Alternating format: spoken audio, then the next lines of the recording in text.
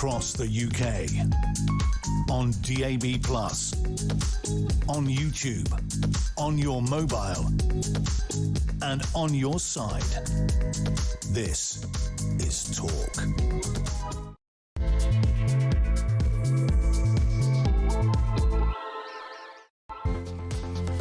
Afternoon, this is Duncan Barkes. It's Talk, the home of common sense. I'm here through until 4 o'clock this afternoon. You need to get involved because I'll tell you something, there's a hell of a lot of stuff to talk about. 0344 499 1000 if you want to give me a call. We can do that old-fashioned thing that we used to do. We can have a conversation in real time. You can also send WhatsApp messages to that number and I'll read them out. Or you can send voice notes and we will play them out. 0344 499 1000 is the number, and if you're a little bit old school and you still have a battered Nokia knocking around, you can text as well. The text number is 87222. Start your message with the word talk. I'm Duncan. I'm in for Ian Collins through until 4 o'clock this afternoon. Kevin O'Sullivan here from 4. A couple of things I'm keen just to run past you this afternoon to find out whether or not you believe certain things that our politicians are saying, and also whether or not an idea gets your support, because that's the beauty of Talk. Not only are we the home of common sense, we can do real-time interaction. It's like sometimes they talk about focus groups. You might have heard that term in the past in the political world. Oh, we had a focus group and we asked 1,500 people what they thought about this. Right, this is the biggest focus group in the country today. I can say, this is what they want to do. You can say to me, well, I don't think that's going to work, or this has got my support. That's how it works. 0344 499 1000 is the number. First off, something that's been announced today by Reform UK. Nigel Farage's political party, which I know with interest, has its conference starting a week today in Birmingham next Friday. We'll talk about that a little bit later on, because I think it's fair to say the last few months have been a little bit rocky for Reform UK, but we'll get to that shortly. In the meantime, the party has pledged to prevent people from voting if their English is not good enough to understand the electoral rules. Officials in polling stations would be told to deny someone a ballot paper if they were concerned about, quote, their ability to understand the voting process or language.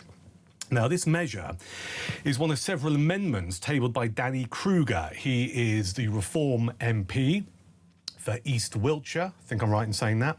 He was a Tory MP. He crossed the floor. He's also Reform's policy chief. Danny Kruger has a really, really big brain. He knows his policy stuff. And he's tabled some amendments to something that's going back in the House of Commons next week when Parliament returns after summer recess. He's tabled these amendments to what's known as the Representation of the People Bill. And under the Representation of the People Bill, which returns to the Commons next week, the government plans to lower the voting age to 16 to further curb donations to political parties. Reform's measures would crack down on family voting, where relatives accompany voters into the polling booth or seek to influence their decision. You tell me whether or not you support what Danny Kruger is suggesting to this bit of legislation that's going through Parliament. 0344 499 1000. Does this policy get your support? Keen to take your temperature on this afternoon here at Talk. Elsewhere, leader of the Conservative Party, Kemi Badenoch, has made a statement, has made a commitment. She's written a piece saying that we will deport every illegal immigrant. Our country is our home, not a hotel, says Kemi. And she's written a piece. It says the truth is that there are fewer illegal immigrants in asylum hotels because the government is sticking them in alternative accommodation. Well, we know this. You don't need to be the sharpest tool in the box to realise that when politicians go, oh, no, they're not in hotels anymore. Well, they haven't gone to the country where they came from. They've just gone into HMOs. And flats and house shares. Moving people from hotels into communities or giving them legal status is not fixing the problem, says Kemi. It makes things much worse. She goes on in her piece to talk about Labour is putting people with fundamentally different cultures and beliefs on our doorsteps. And she ends this piece by making a commitment. The Conservatives will deport every illegal immigrant. Our country is our home, not a hotel. Those are the words of Tory leader Kemi Badenoch. Here's my question to you this afternoon on Talk. Do you trust the Tories to tackle illegal migration? Because a lot of the faces who are part of the Conservative government are still knocking around the party today. Some of them are part of the shadow cabinet. And of course, the age-old argument goes, well, you could have done something about it when you were in power. Do you trust the Tories to tackle illegal migration? 0344 499 1000 for your messages on that, your calls on that, and also your voice notes. And one more thing, and I mentioned this earlier, Reform UK's conference kicks off a week today in Birmingham, which used to be a great city. I've been there twice inside the last 12 months after a period of 20 years, and from my perspective, Brum is not the city it used to be for all kinds of reasons, but I digress. The Reform UK conference starts next Friday at the NEC in Birmingham. I've written a piece for the Daily Express newspaper that will appear online Sunday evening and will be in the hard copy print version on Monday about Reform's looming conference and how it's an opportunity to reset for the party, because I think it's fair to say the last few months have been a little bit turbulent for Reform UK. So I want to ask you, because I know from covering shows here at Talk over the last several months that many of you are sympathetic to Reform UK. You might be a Reform UK member, a supporter, someone who voted for them. How would you rate Reform UK's performance this year? And here's the key question. What would you like to see and hear at the conference that starts a week today in Birmingham? I personally, and I've written about this in one of the national newspapers next week, would like to see announcements made about someone who becomes the health spokesman for the party, someone who can talk about defence, which I think is a massive issue, more important than ever before. I'd like to see a bit more substance this year and less stunts compared to last year.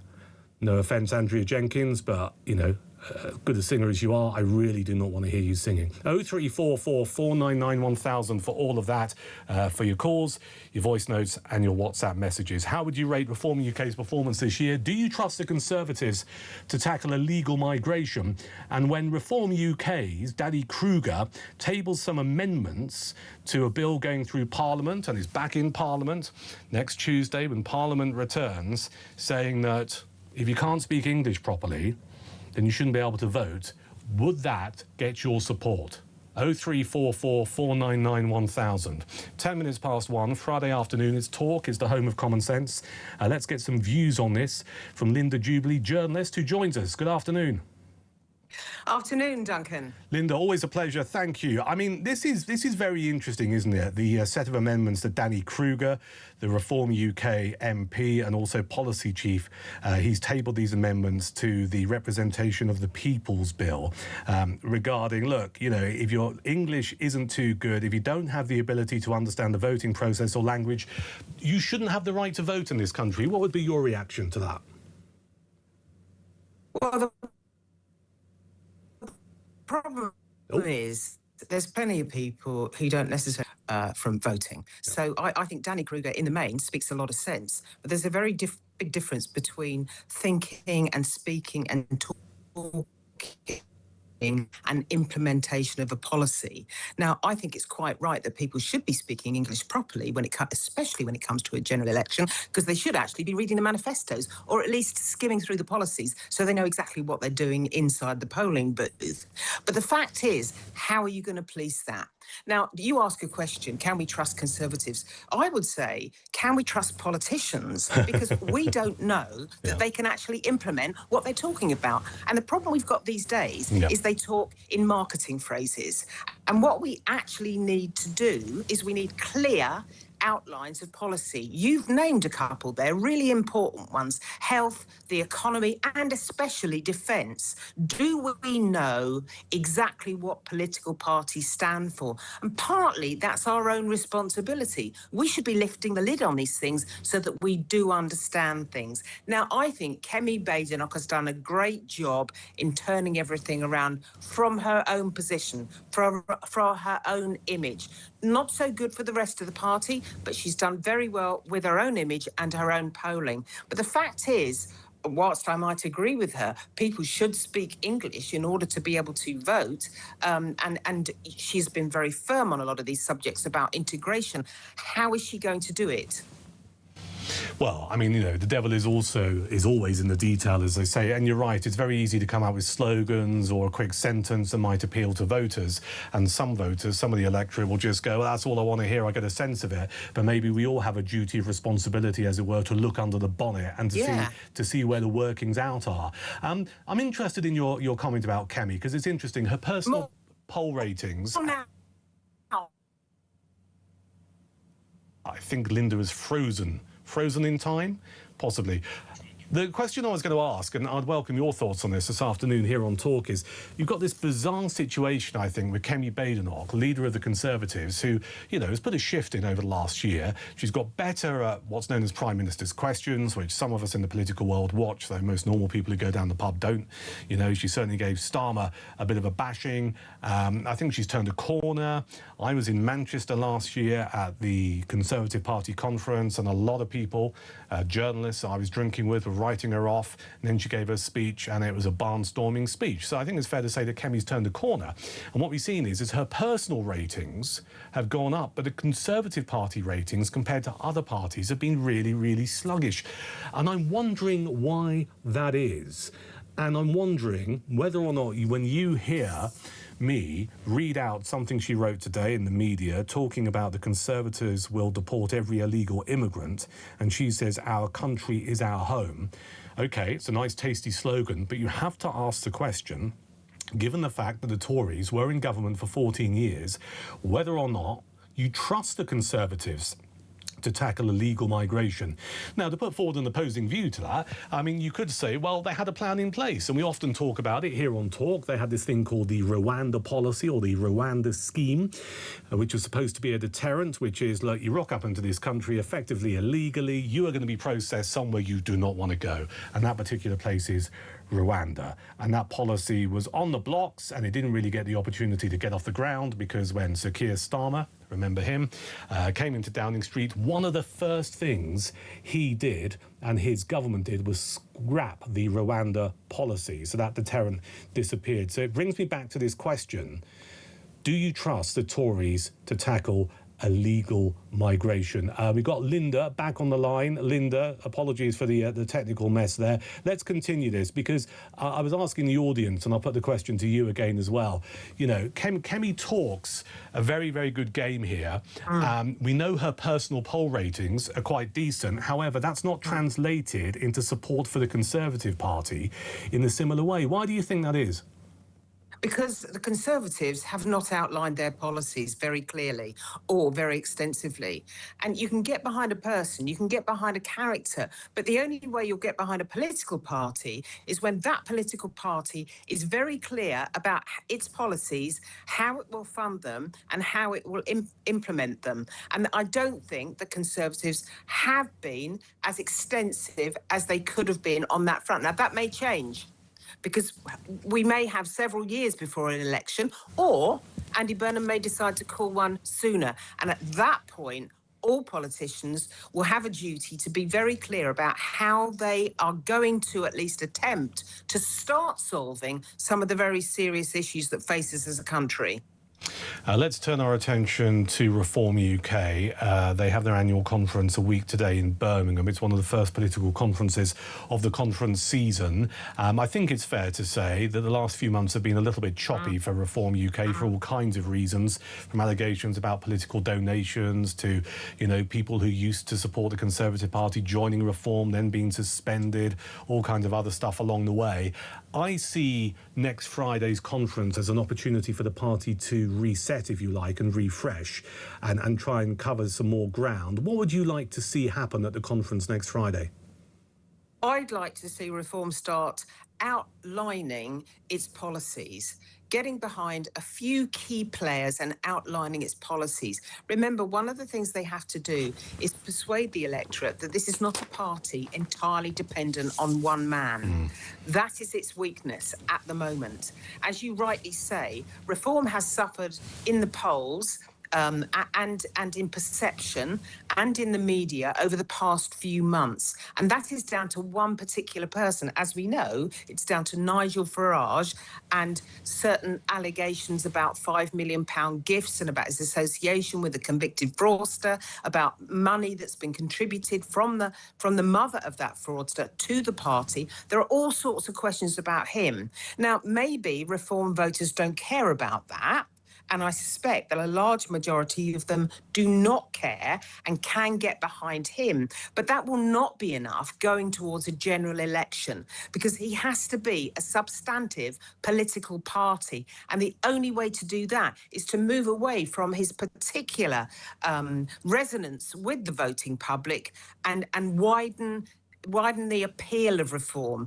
And the only way to do that will be to come out with very specific policies, definitely on immigration, and not just specific words, illustrate exactly how you will implement what you are talking about. And then he has to get onto the two big issues which really have partly eluded Reform, I think, and they are the economy and defence, particularly defence. Yeah, I think defence has never been more important. Linda, as always, pleasure to talk to you. Thank you for your time on this Friday afternoon. That's journalist Linda Jubilee here on Talk, the home of common sense. I put it over to you as maybe someone who's toying with the idea of voting Reform UK in the future, maybe as a Reform member, a supporter. The conference that kicks off next Friday, what would you like to see announced, and how would you rate Reform UK's performance this year? I think we need to have that conversation because, look, I'll put my cards on the table, OK? My biggest fear for this country is that with the Conservatives, Reform UK and Restore Britain, and we will talk about them a little bit later on, with them being effectively splitting the right of centre vote, our next government in Downing Street will be another socialist government. But not just any old socialist government. I think it'll be a coalition that will contain the Greens and possibly the Lib Dems. It'll be a vile, nasty, rainbow socialist coalition that will be the final nail in the coffin of this country. That's what I believe, right?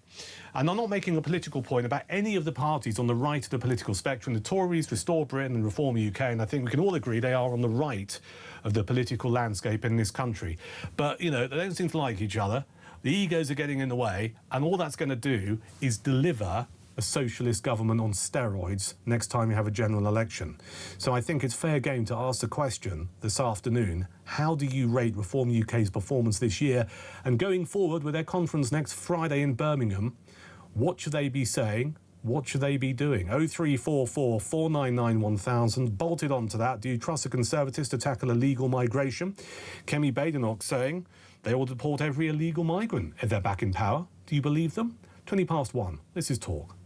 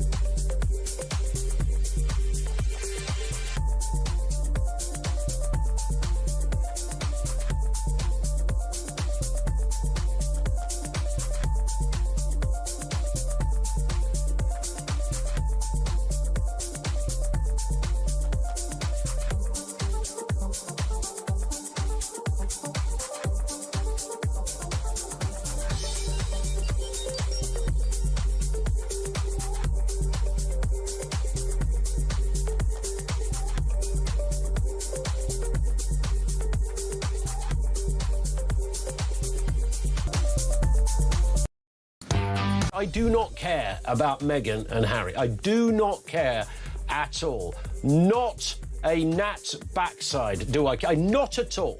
If they walked in this room, I'd say, get out.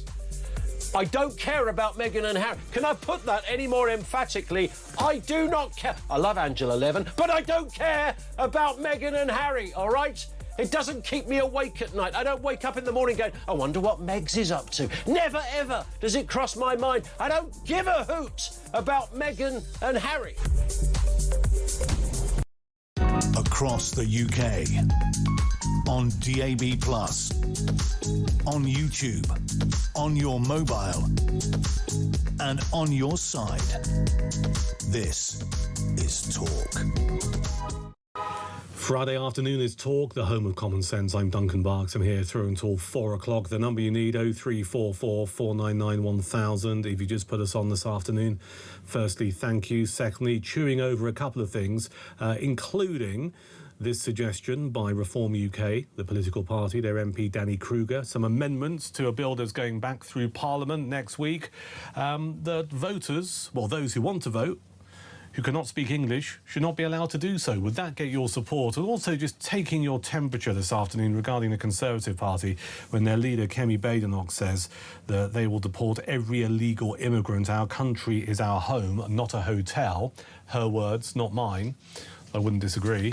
Do you believe her when she says this? Do you trust the Conservatives to tackle illegal migration? Because let's be honest, politics is all about trust, right? Regardless of what you think, what you believe in, how you vote, it's all about trust. We have all of these politicians who want your vote and they want my vote and they tell us things to try and appeal to us, and we have to trust them that they are going to deliver them.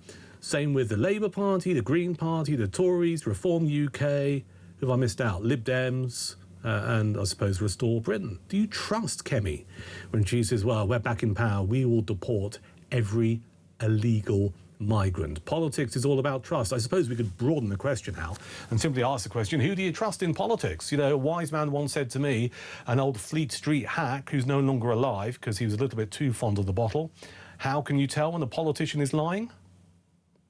Their lips are moving. Let's turn our attention to a story that's doing the rounds and made the front page of the Sun newspaper this morning regarding Middlesbrough. How did the UK town become a war zone is a question on the front page of today's Sun. You will be fully aware of what's been happening in Middlesbrough. Hundreds of police officers sent to the town. There's a very big concern and a big fear that gang warfare is taking place. And even one of the local MPs, a guy called Andy MacDonald, who's a Labour MP for Middlesbrough and Thornaby East, said the intimidation of members of the public in the town amounted to terrorism. And as you will know, a series of suspected gang-related incidents have been taking place since Saturday when a wrong-way crash on the A66 killed 2 police officers and 5 young men. Let's get more on this from Norman Brennan, former police officer who joins us this afternoon on Talk. Hello, Norman. Yeah, good afternoon. Always a pleasure to have you on. Just run us through, if you'd be kind enough, what you think is going on here in Middlesbrough and whether or not you believe the police have got a handle on what's taking place. Well, basically, Middlesbrough is the tip of the iceberg. It's basically the boil that has burst. There are many towns and cities across Britain that are akin to war zones. We've got 4,000 gangs in Britain, 200 in London. They're about 15 to 30 strong, some with more. Many of these will be armed with a knife. In fact, all of them will be carrying knives. Some of them get guns. But this Middlesbrough, getting back to that, you got 2 police officers that tragically lost their lives because some absolute scumbags, and that's what I call them, decided to steal a car. They were involved in rivalry with apparently another gang in that area, and the police obviously intervened. 2 officers lost their life, and then within days, if that wasn't bad enough, we had a house apparently torched. A mother and a 7-year-old child is dead. Another woman is fighting for her life, and 3 others are injured. And we've got all these police officers now that are being sent to Middlesbrough. How long are they going to be there for? Because the problem is not going to go away. And I think the main problem or the issue we should be discussing now is that why are we allowing our towns and cities, and in particular Middlesbrough, to become a war zone? It's underinvestment, and it's not ignoring the problem, it's not being able to deal with the problem. And the caveat to all of this, you look to a government in such scenarios to see what they're going to do about it, to make such places as Middlesbrough safe.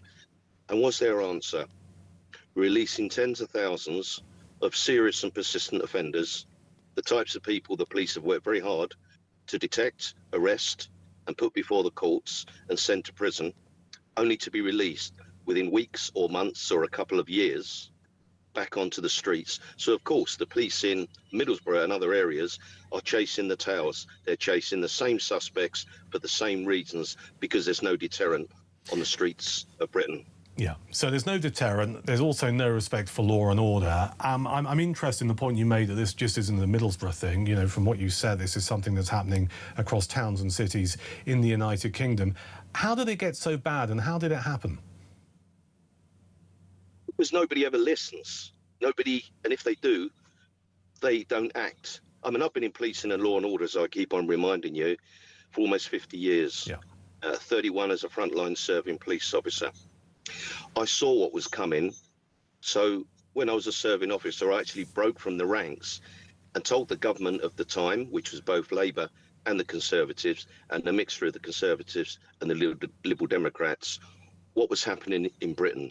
I saw it as a police officer, and I also have dedicated my life to looking after the families devastated by homicide, gun and knife crime.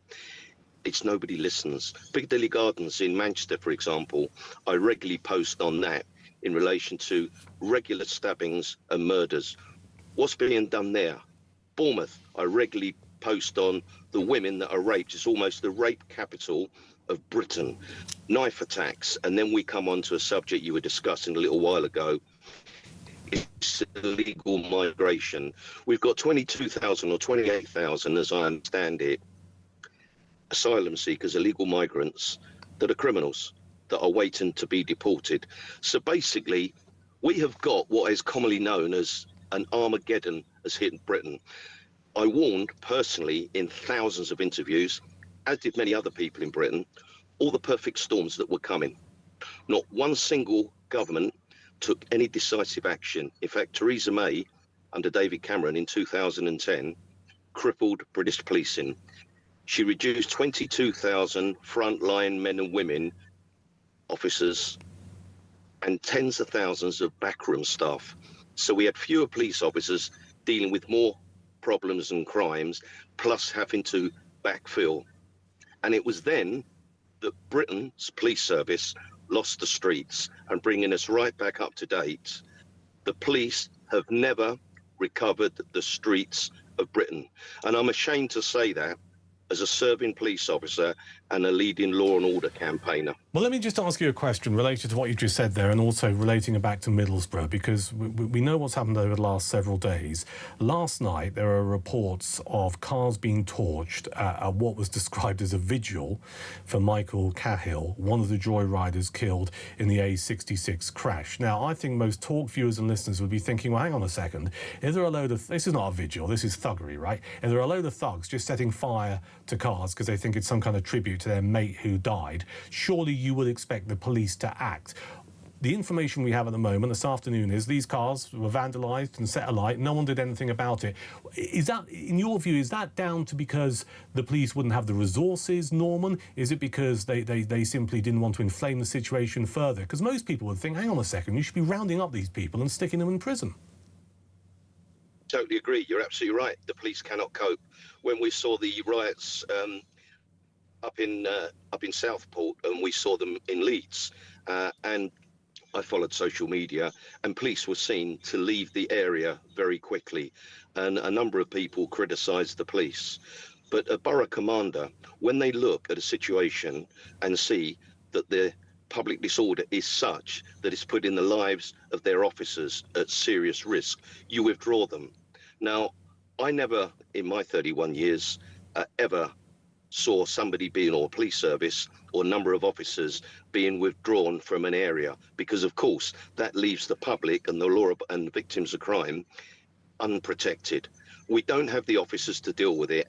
And I keep coming back to the issue I said just now. Yeah. The government's response is not to get more police officers put into every police force and to ensure that every officer is spending the maximum amount of time on the streets, protecting the public, looking after victims of crime and challenging offenders. What they've done instead is they are releasing tens of thousands of serious and persistent criminals.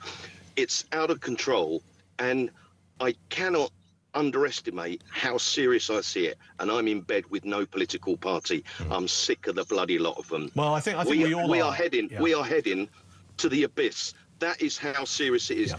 You look at any of the listeners listening to this program now. They're sick and tired. They never see the police. They never get their crimes investigated. They don't feel safe. They're frightened to travel on transport. They feel as though they would be safer if it was them that was in prison behind bars and not the criminals, because at least they know that they can lock the door and feel safe in their own homes. Yeah, I mean, certainly there's a real sense, and I talk to people every day, both here at Talk and indeed in my own life where I live and stuff. There's this sense that Britain has become lawless. People don't feel safe, they don't feel protected, and I don't think I'm over egging the pudding. And then it gets us, and you've already mentioned this, Norman, to the whole area of justice. You know, we got this headline out today that prisoners could be freed after serving just a sixth of their sentence and would be electronically tagged. Now, you know, you and I could spend an hour talking about successive governments and how they failed to build enough prisons and create enough prison places, etc., etc. But in some ways, that debate is completely irrelevant. That's the past. We're now talking about where we are now. You know, we have a lack of policing, as we've seen in Middlesbrough and indeed elsewhere. So police officers won't go into a situation and deal with it because they're outnumbered. Alongside that, you've got a situation where people think, well, there's no justice here. And, you know, you've got some thug who thinks, well, should I break the law or not? They go, I might as well, because I'll be out after a sixth of my sentence and all I have to do is stay at home with my electronic tag on. I mean, it's laughable. So my question is this: has it reached the point of no return, Norman, do you think? Well, I regularly post on social media is that we've reached the point where my advice to you is this: look after yourself, look after your family, and look after your friends. I've always predicted, I've been a bit of a philosopher because I know the law and the criminal justice system inside out, is that I can vision the future. And I'm afraid it's very bleak. And when I say we're heading to the abyss, it's a very emotive word. I absolutely mean it. And the caveat to this, if I was the Home Secretary now, the way I deal with it is this: I would get together 8 groups of 250 police officers, all public order trained. They've got dog handlers amongst them.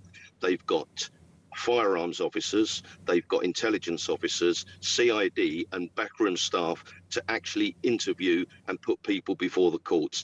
And I would send those 250 officers, or perhaps 2 groups, into Middlesbrough. And what we do is we stay there until the police have regained the streets. And the message as they leave is this: you start your antics again, burning cars, attacking the police, ramming them off the road, stabbing, burning people's houses down, attacking each other, gang warfare.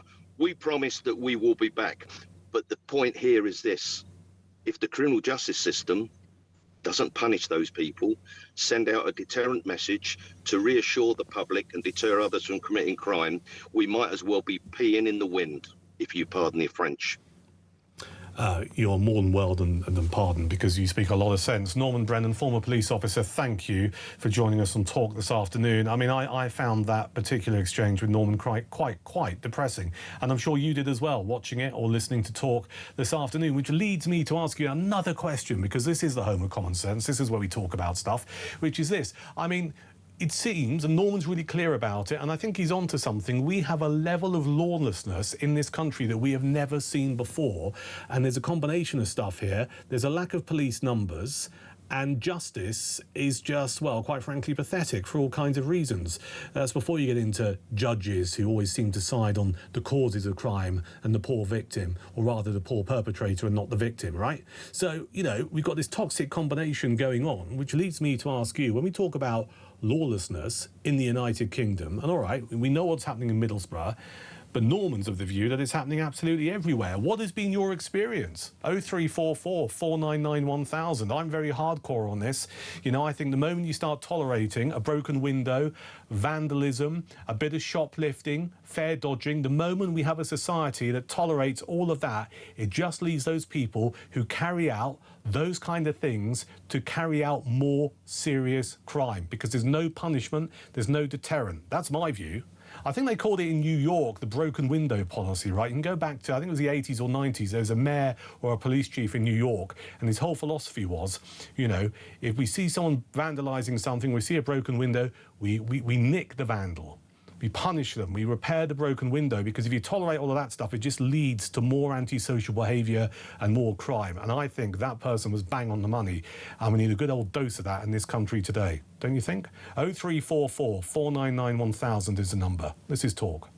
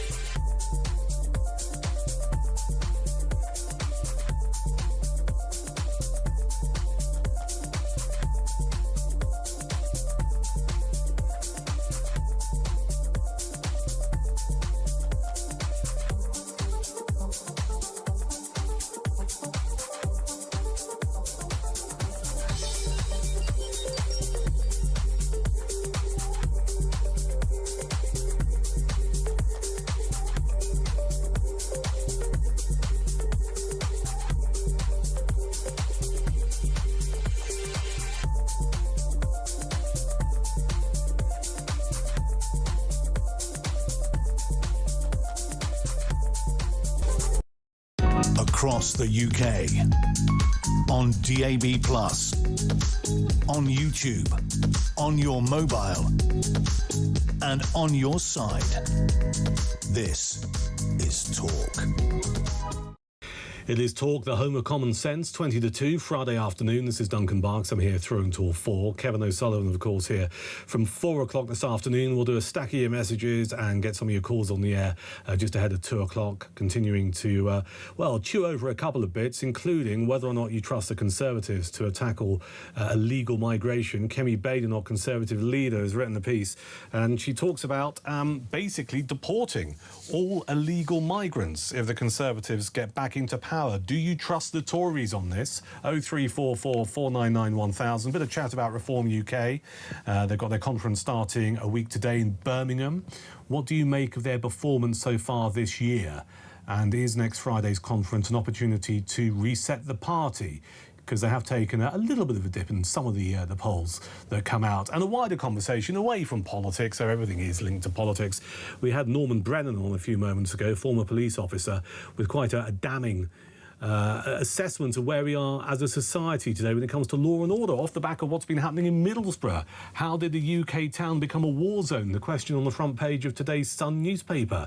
And it looks like gang warfare is at play in Middlesbrough, and the police are terrified of doing anything about it. Norman says, and if you missed his chat earlier, catch up on YouTube later, he says, aren't the police numbers there? And you will have police commanders going, well, we can't do anything about this because we don't have the manpower to actually deal with stuff, which is a tragic state of affairs. So when we talk about lawlessness in this country, you know, I don't want to be a doom and gloom merchant, but I think we should have this chat.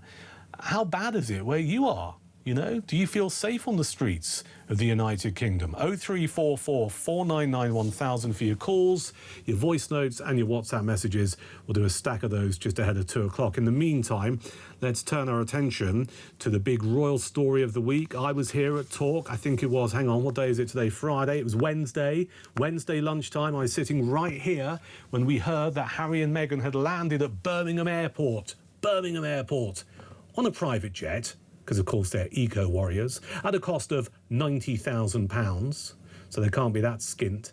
And since then, a lot of speculation about why it all happened so quickly, what are they going to do for money, where are they going to live? Let's get an assessment of where we find ourselves on this Friday afternoon regarding this with Angela Levin, royal biographer. Hello.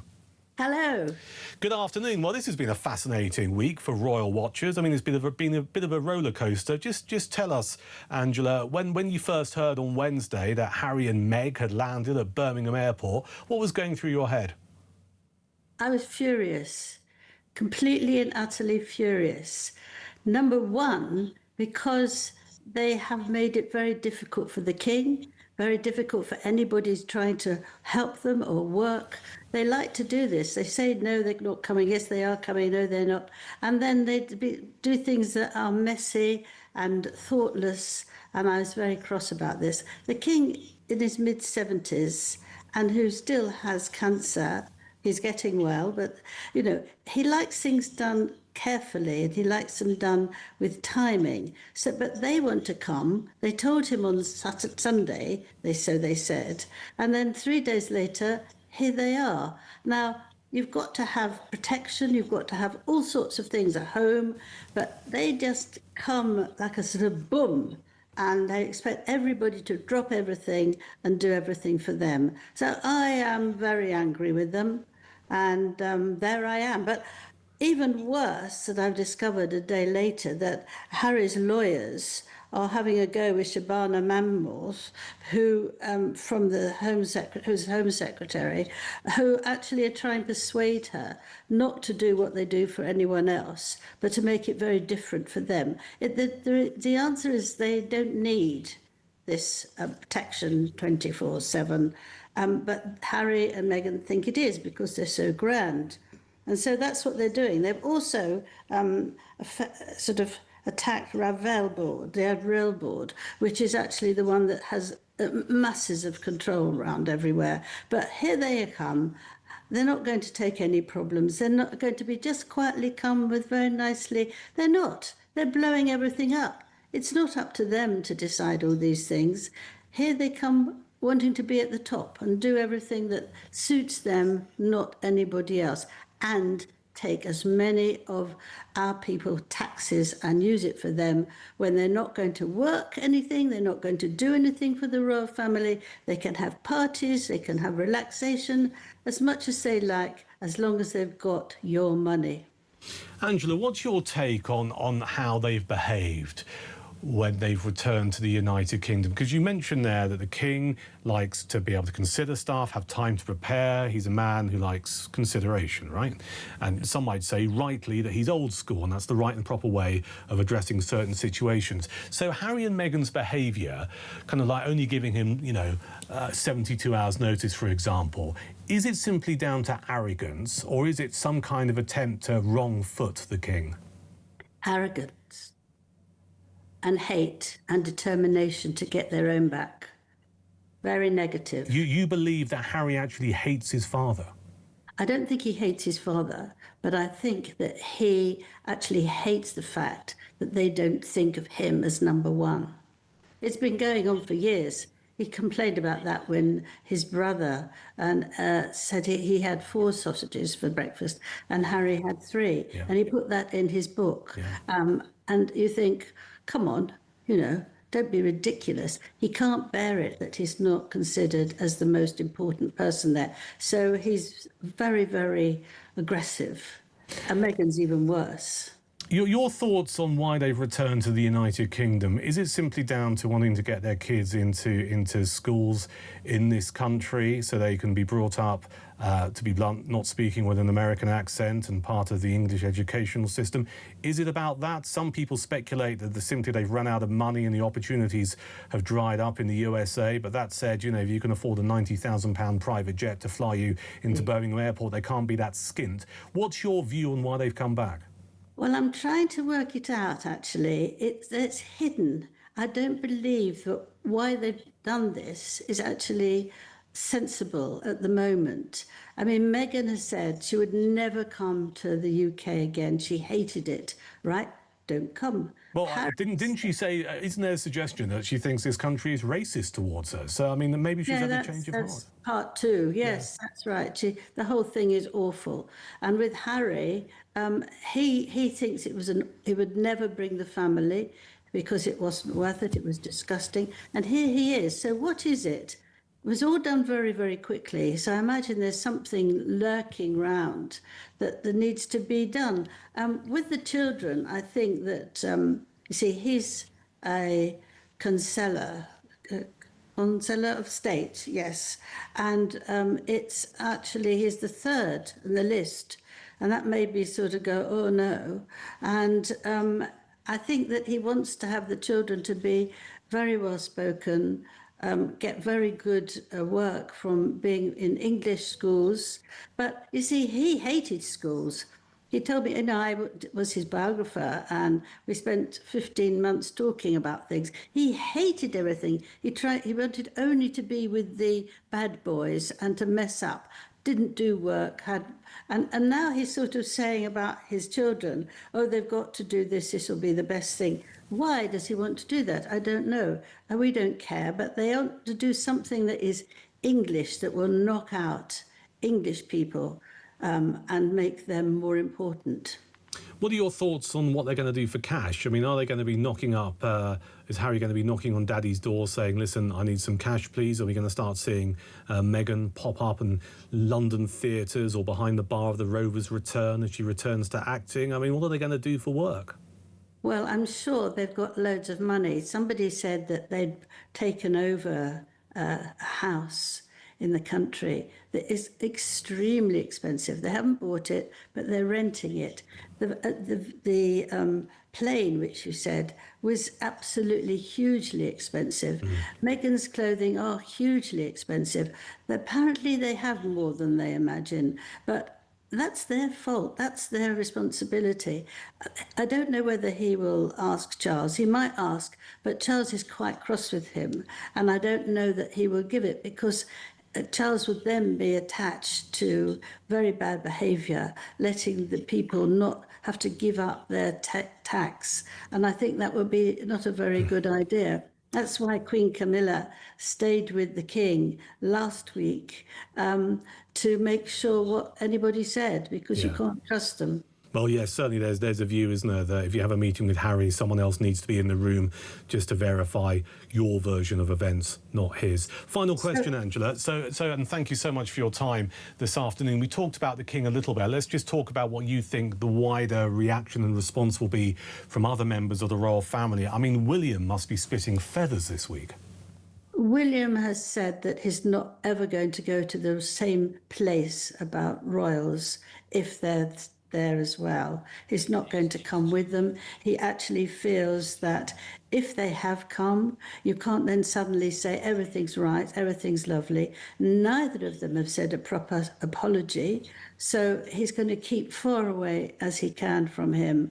And he hasn't said a word. And he's going to stay like that for quite a long time. He's not going to fall into Harry's arms and say, well, let's get better now, it'll be lovely. And he won't be anywhere where he should have to stand next to him because he doesn't want people to think that, OK, they're together, everything's fine. It's not like that. He was so awful about William and his body and his things about him, and also about Catherine. And I'm a great believer in that if you are with somebody you love, it's much more painful for them than it is for you. So I think William really, really is angry. I think you're right. Angela Levin, royal biographer. Thank you for your time this afternoon here on Talk. The saga of Harry and Meghan continues to rumble on. It's 10 minutes to 2. We'll do more of your calls and more of your messages next.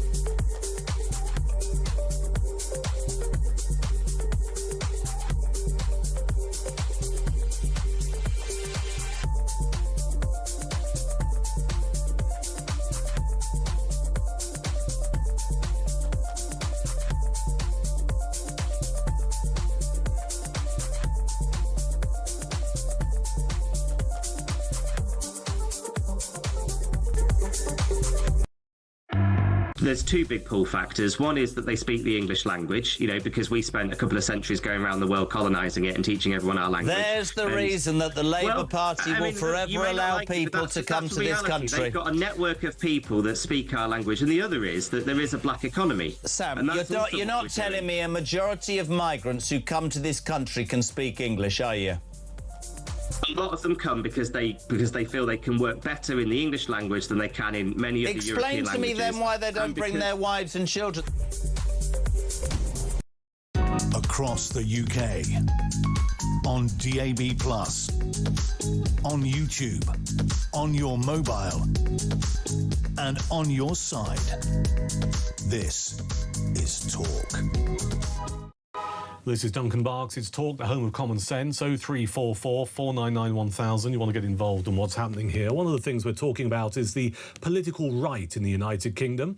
The Conservatives, Reform UK and Restore Britain, whether or not there's a way of uniting them to ensure that the next government in Downing Street is not some kind of hardcore socialist effort. Rod is in Skipton. Hello, Rod. What are your thoughts? Hello, Duncan. Yes, I just wanted to give you an idea that's maybe realistic for the right to work together, which is short of an unrealistic merger between the parties. Right. So my suggestion is each of the three parties says these are the 2/3 of seats that we think we've got the best chance of winning in, and the other third of seats we will not stand in. Yep. And then that gives the electorate sufficient choice. There's 2/3 of the seats where they can choose from all three parties, but there's a third of seats for each party where they're standing aside, and that gives each party a realistic chance of getting their own majority and a very good chance of getting a coalition after So effectively it's an electoral pact amongst these parties saying, we'll stand here, you won't stand there, but you can stand over there, we won't stand there. Everyone gets a fair crack of the whip, they get some MPs, they don't have to all merge together, but they are able to stand under an agreement in different constituencies to ensure they get a slice of power, if you like. It's not a new suggestion, but I understand why you've made it. I think the stumbling block is going to be the egos involved, don't you? I do, although I think that's changed over the last couple of years, because I think all three parties deep down understand that they've got to make sure there's not another left-wing government next time, because that would be disastrous after the lot we've got in power now.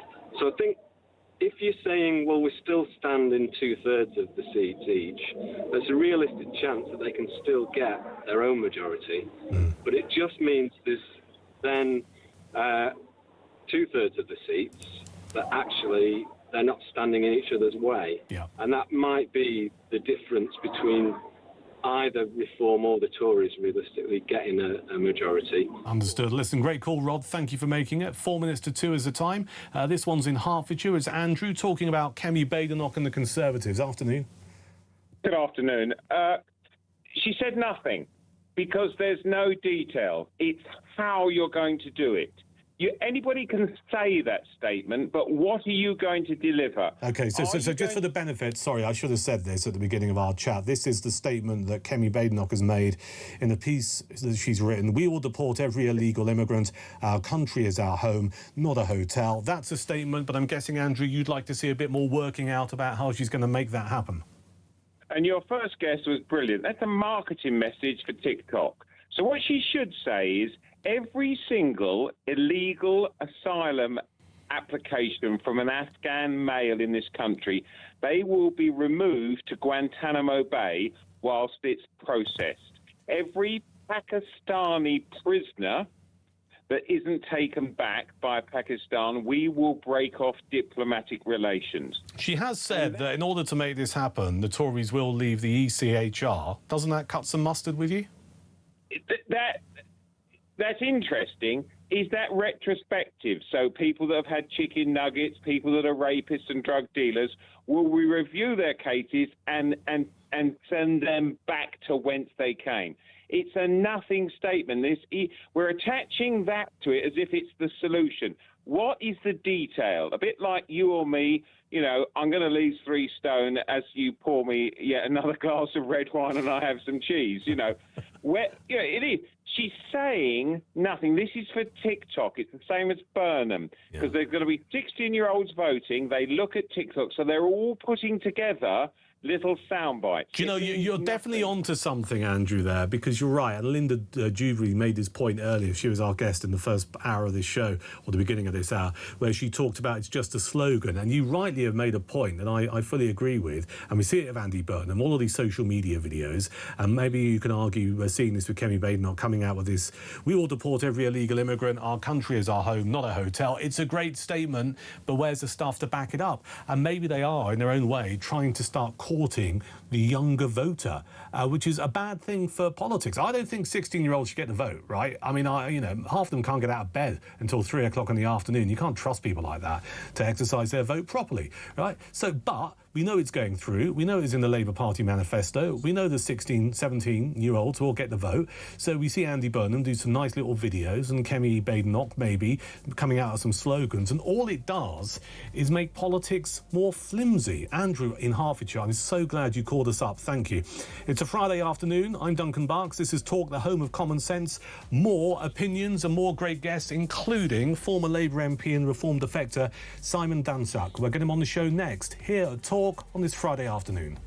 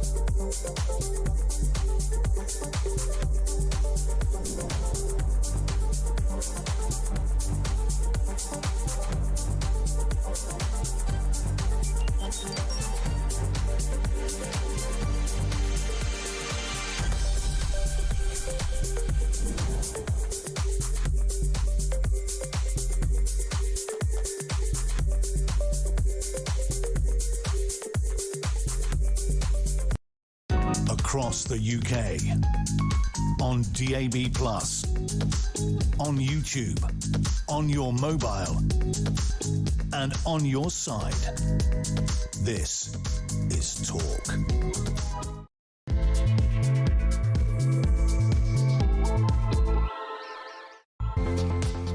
Afternoon, Friday afternoon, heading towards the weekend, bank holiday weekend in England, sadly not in Scotland. This is Duncan Barkes, it's the home of common sense, it's Talk. I'm here through until 4 o'clock this afternoon. If you just put us on, firstly, thank you. Secondly, some of the stuff we're chewing over. Do you trust the Conservatives to tackle illegal migration? Kemi Badenoch, Tory leader, has written a piece where she says her party, the Conservatives, we will deport every illegal migrant. Our country is our home, not a hotel. If you were a cynic, you might go, well, you didn't do that when you had 14 years in power. So my question to you is, do you trust the Conservatives when their leader says this? We're looking at that. We're also talking about lawlessness this afternoon, a really powerful conversation I had in the last hour with Norman Brennan, former police officer, about what's been happening in Middlesbrough over the last couple of days, and a wider conversation. That he says, look, this kind of lawlessness is not just a Middlesbrough thing, it's happening in every town and city in the UK, which leads me to ask you, what's your experience where you are when we talk about law breaking down? I don't think there's any respect for law and order now. I think it's something that's been brewing for years and years and years, and I just get this sense that the whole thing's about to blow, because law-abiding, tax-paying people, you and I, are fed up with this. We pay vast amounts of money in tax. We pay a government of any political colour vast amounts of money to uphold law and order, and it's very clear if you look at Middlesbrough with this gang warfare taking place, and even a local Labour MP saying it's a form of terrorism, that the streets have been lost to the gangs and the criminals. So what's it like where you are? And also a bit of chat about Reform UK, the political party. I think it's fair to say it's been a bumpy few months for all kinds of reasons. A week today, so next Friday, they have their annual conference starting in Birmingham. So tell me this, how would you rate Reform UK's performance so far this year? And the conversation we often have here at Talk, 'cause I know it's of interest to a lot of viewers and listeners, which is the right of the political landscape in this country, where you've got Reform, the Conservatives, and Rupert Lowe's Restore Britain. Should they find a way of working together? I mean, I take the view there's so many egos involved and it ain't never going to happen, right? But the outcome from that is going to be another socialist government in charge of this country at the next general election. I'll tell you one thing, I know plenty of people who will never forgive Rupert Lowe of Restore Britain, Nigel Farage of Reform UK, or indeed Kemi Badenoch or the Conservatives, if the next government is a repeat of what we currently got, except on steroids. Over to you. 0344 499 1000 for your calls, your voice notes and your WhatsApp messages. We'll get some of those out on the air inside the next 50 minutes here at Talk, the home of common sense. But let's get some wisdom on this Friday afternoon. Let's talk to former Labour MP and Reform defector, Simon Danczak. Hello, Simon. Welcome to Talk. Good afternoon, Duncan. It's good to be with you. Thank you for your time on this Friday afternoon, particularly as we edge towards a bank holiday weekend in England and Wales. Listen, let's kick off with this this announcement, if you like, by Danny Kruger, Reform UK's police chief, former Conservative MP, now Reform MP for East Wiltshire. And he's tabled some amendments for a bit of law legislation that's back in Parliament next week. It's something called the Representation of the People Bill. And he's tabled some amendments to this, as effectively saying that if you want to vote, your English has to be up to scratch. It needs to be good enough so you can understand the electoral rules. As we heard in our news bulletin a few minutes ago, critics of Reform are saying, well, this is completely out of touch. Though it's interesting, looking at my message screen here at Talk Towers, a lot of people are going, we need this. If you can't understand the lingo, the native language of this country, you shouldn't be allowed to vote. Yeah, I agree with Danny Kruger on this. I think we need to re-establish democracy in Britain. And I say that with some insight. I've been in politics nearly 40 years. Over the last 20 years, we've steadily seen British democracy eroded through postal votes being made much more accessible, too easily accessible, by family voting, which roughly translates into people helping others to vote in a particular way. Leaflets, has been pointed out, being in foreign languages. So we've really, Britain used to be the envy of the world when it came to democracy. But that's gone in the wrong direction for a number of years now. So I'm pleased to see these proposals, and I think if the Labour government had anything about them, they would adopt them. Well, you'd hope so, but of course you and I both know that a big chunk of the Labour vote will be from communities where English is not the first language, and consequently I suspect most Labour MPs would not want to upset their core vote. I think that certainly comes into it. But what you're seeing here is reform really helping push back on the multiculturalism that's failed Britain over the last 30 years. We've built up multiculturalism. This is one aspect of it where we've allowed these sort of issues to come to the fore. Almost after it's been insisted upon us accepting the fact that you can speak a foreign language and still vote, that postal votes are allowed for any reason, that you can go into the voting booth with somebody else and assist them in voting, all in the name of multiculturalism. Well, we're pushing back on that, and I'm pleased to see reform pushing back on it, because we can't let this continue to happen. And we've seen it in real, it's deciding who wins elections. And trust me, I was an MP for Rochdale.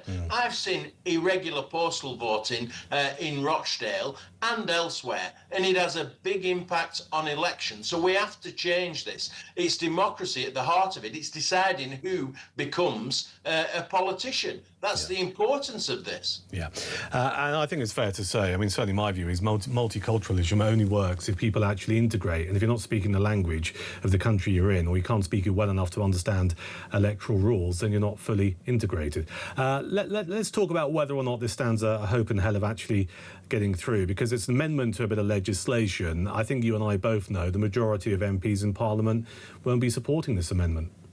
No, I think that's exactly right. I think most MPs, I mean, Andy Burnham has a big majority, Labour MPs there. You make the point that they're very reliant on particular communities, the Muslim community, and they will not want to rock the boat. It's the same on very many issues, whether it's the rape gangs, where they didn't want the inquiry into that. They won't want this sort of these proposals going forward either. So it's unlikely to get made into legislation. But all credit to Reform for highlighting this. And what it does say to the public is that if you have a Reform government, you will see changes like this made to the democratic process. And I think that's something that the majority of people in Britain would welcome.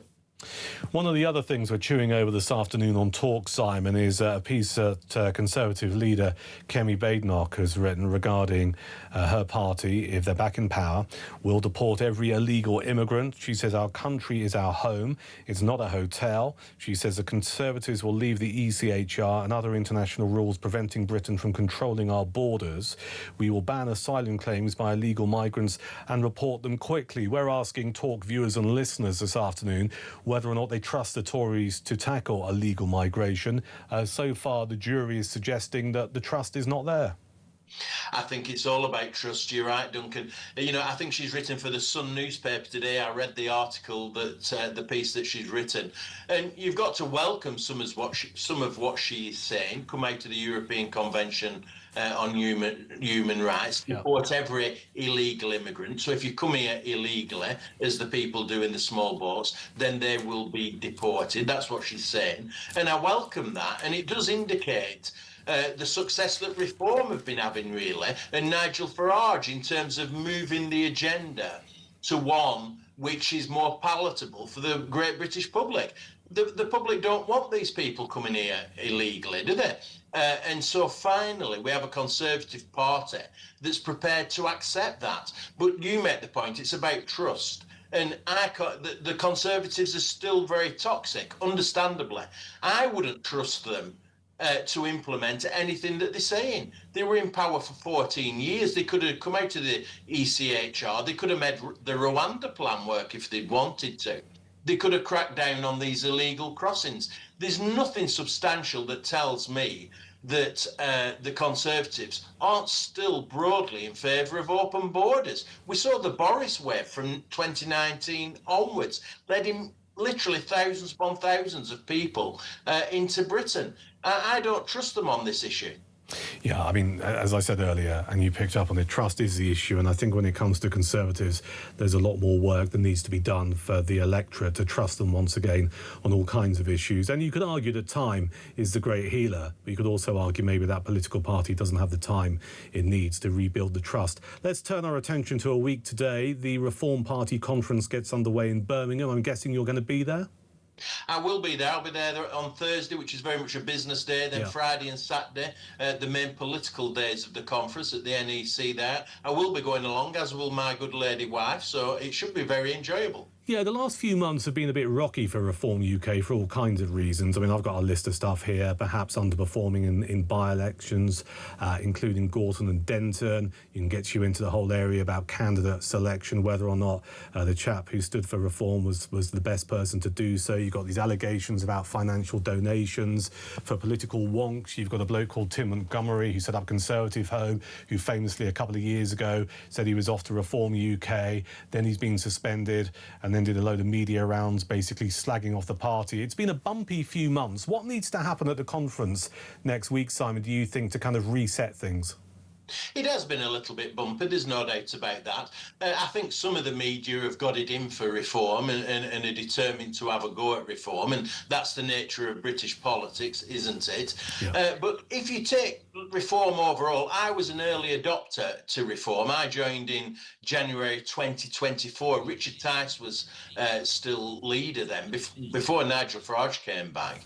And the leaps and bounds it's made from that period to where we are now, it's quite phenomenal. I mean, we've gained hundreds upon hundreds of councillors. The party is substantially more organised and effective and professional than it was over 2 years ago. So the strides it's made is substantial. I don't think the media give it credit for the success it's had, actually.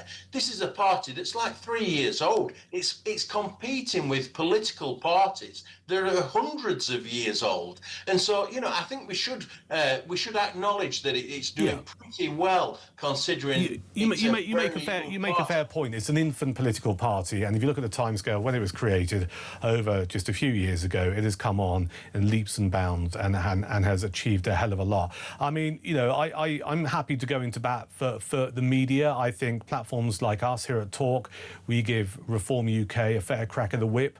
I also take the view other parts of the media that certainly I've worked for in the past still have never forgiven Nigel Farage for Brexit, and they never will. So there's this unfair focus on everything that he might do, a kind of scrutiny that you do not see with other political leaders. I mean, we've had some interesting feedback from Talk viewers and listeners this afternoon saying, look, you know, at the conference next week, what they want to hear is a bit more, if you like, meat on the bones regarding policy, but also it's got to move away from just being built around one person, and that person is Nigel Farage.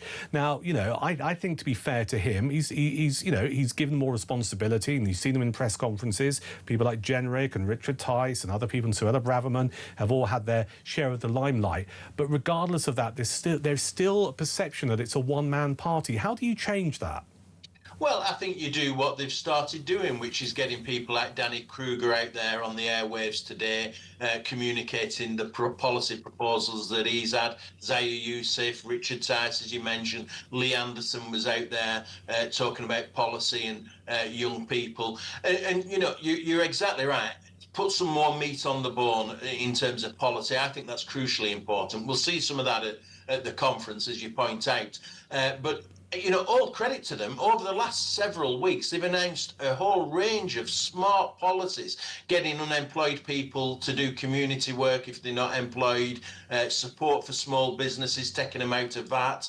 You know, Danny Kruger's democracy proposals today, Danny Kruger's reform of the civil service. The list goes on and on. And so, you know, people are beginning to know exactly what they get. Not just if they vote for Nigel Farage, as you point out, but if they vote for reform, they know that they will get radical change in Britain. And goodness me, do we need it? Yeah, I think we can all agree on that. Listen, Simon, be kind enough to stay where you are for a bit, because I want to get your views on what's been happening in Middlesbrough over the last few days. I'm talking to former Labour MP and Reform UK defector Simon Dansack. It is Talk. It's just turned 2:15.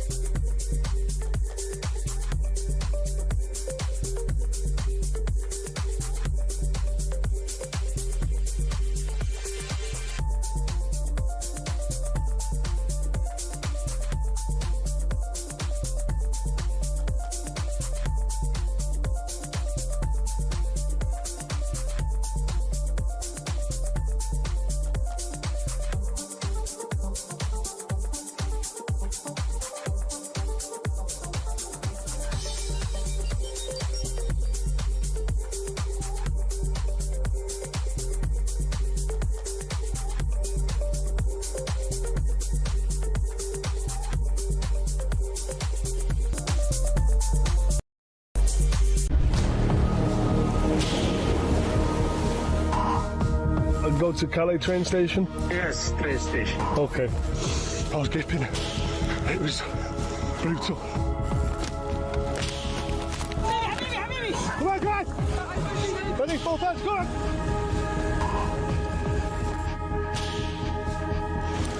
And they're on the way over to the UK.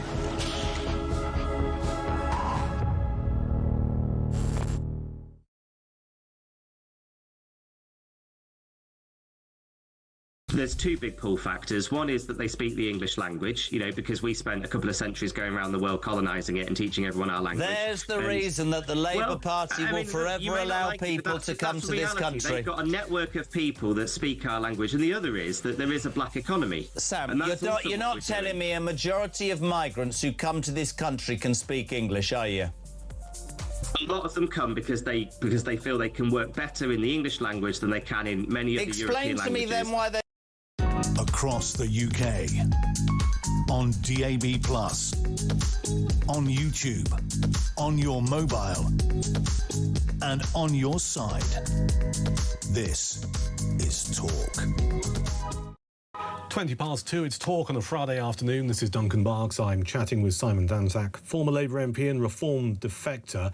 Simon, something we've covered on this show so far this afternoon are the appalling scenes and headlines coming out of Middlesbrough, North East England. Front page of the Sun newspaper today. How did UK town become a war zone? We know that 200 additional police officers have been sent to tackle what's been described as a gang feud. We know there's been a suspicious house fire that saw a child die. We know there's been violence against people's property and vandalism.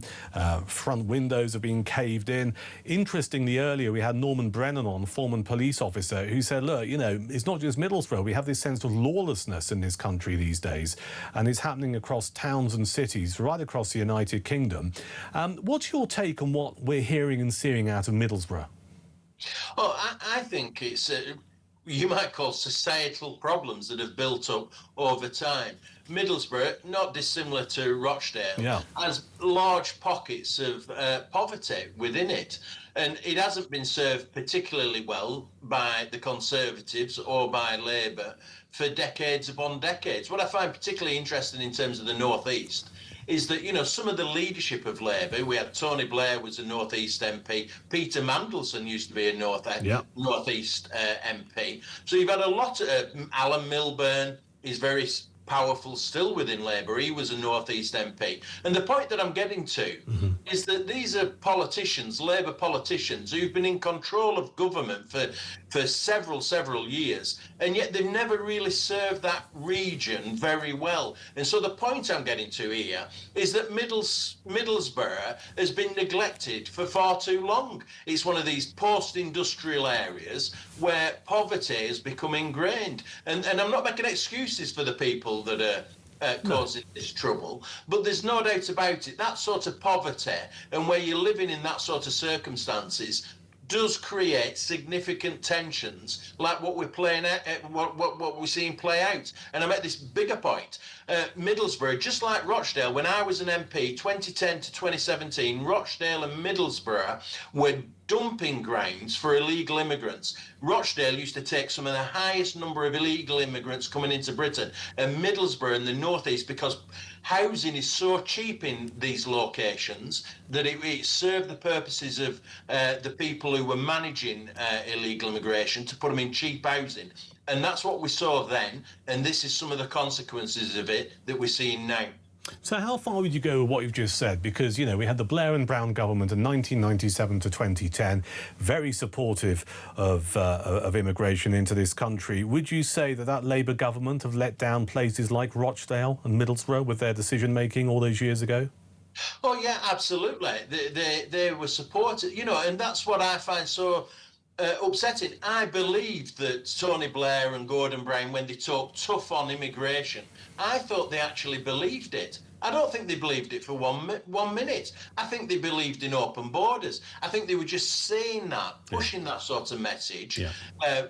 Gordon Brown, British jobs for British people, all the rest of it, these slogans. And we've seen it from Conservative politicians subsequently, and I think we're still seeing it now from Andy Burnham, and we saw it from Starmer, I'll smash the gangs. They do not believe in it, and they have a tolerance level in terms of the number of people that they're happy to let into this country, and I do believe that they believe in open borders. And the consequence of that, one consequence, is that you get locations like Middlesbrough being completely neglected because they become dumping grounds for illegal immigrants. Same with Rochdale. Well, now we're seeing the consequences of that sort of policy. Yeah, and of course, you know, Gordon Brown was caught red-handed, wasn't he, when his microphone was left on and a woman started talking to him about immigration and open borders, and he was heard and recorded saying that she was a bigoted woman, which gives you everything you need to know about his true colours regarding immigration. I mean, we had this chat earlier with a former police officer, Norman Brennan, which frankly was disturbing and depressing, and I mean that with great respect to Norman, because he's basically saying we're right on the edge here as a country regarding lawlessness. Do you think it can be fixed, Simon? Well, just on the point of Gordon Brown calling Gillian Duffy a bigoted woman, people might recall that it was in Rochdale where I was standing to be the MP where that happened. So if people Google it afterwards, they'll see that I'm stood there. And I thought all my 3 years campaigning attempting to become the MP had just been ruined by Gordon Brown. Do you know, Simon, I'd forgotten it was Rochdale, so I'm glad you mentioned that. What did Brown apologise to you afterwards? What happened? No, that's an interesting question. He immediately came back and apologised to Gillian Duffy. Right. I never heard from him again. Some people in his team attempted to blame me for introducing Gillian Duffy. Nobody knows this. When the reality was that it was Sue Nye's assistant that brought Gillian Duffy over to meet him.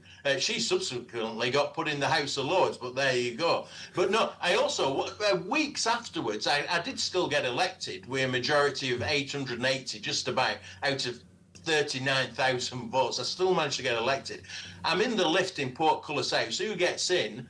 Gordon Brown and one of his security people, needless, and we were going to the top floor, and he just completely ignored me. But this is a Gordon Brown story that people don't know.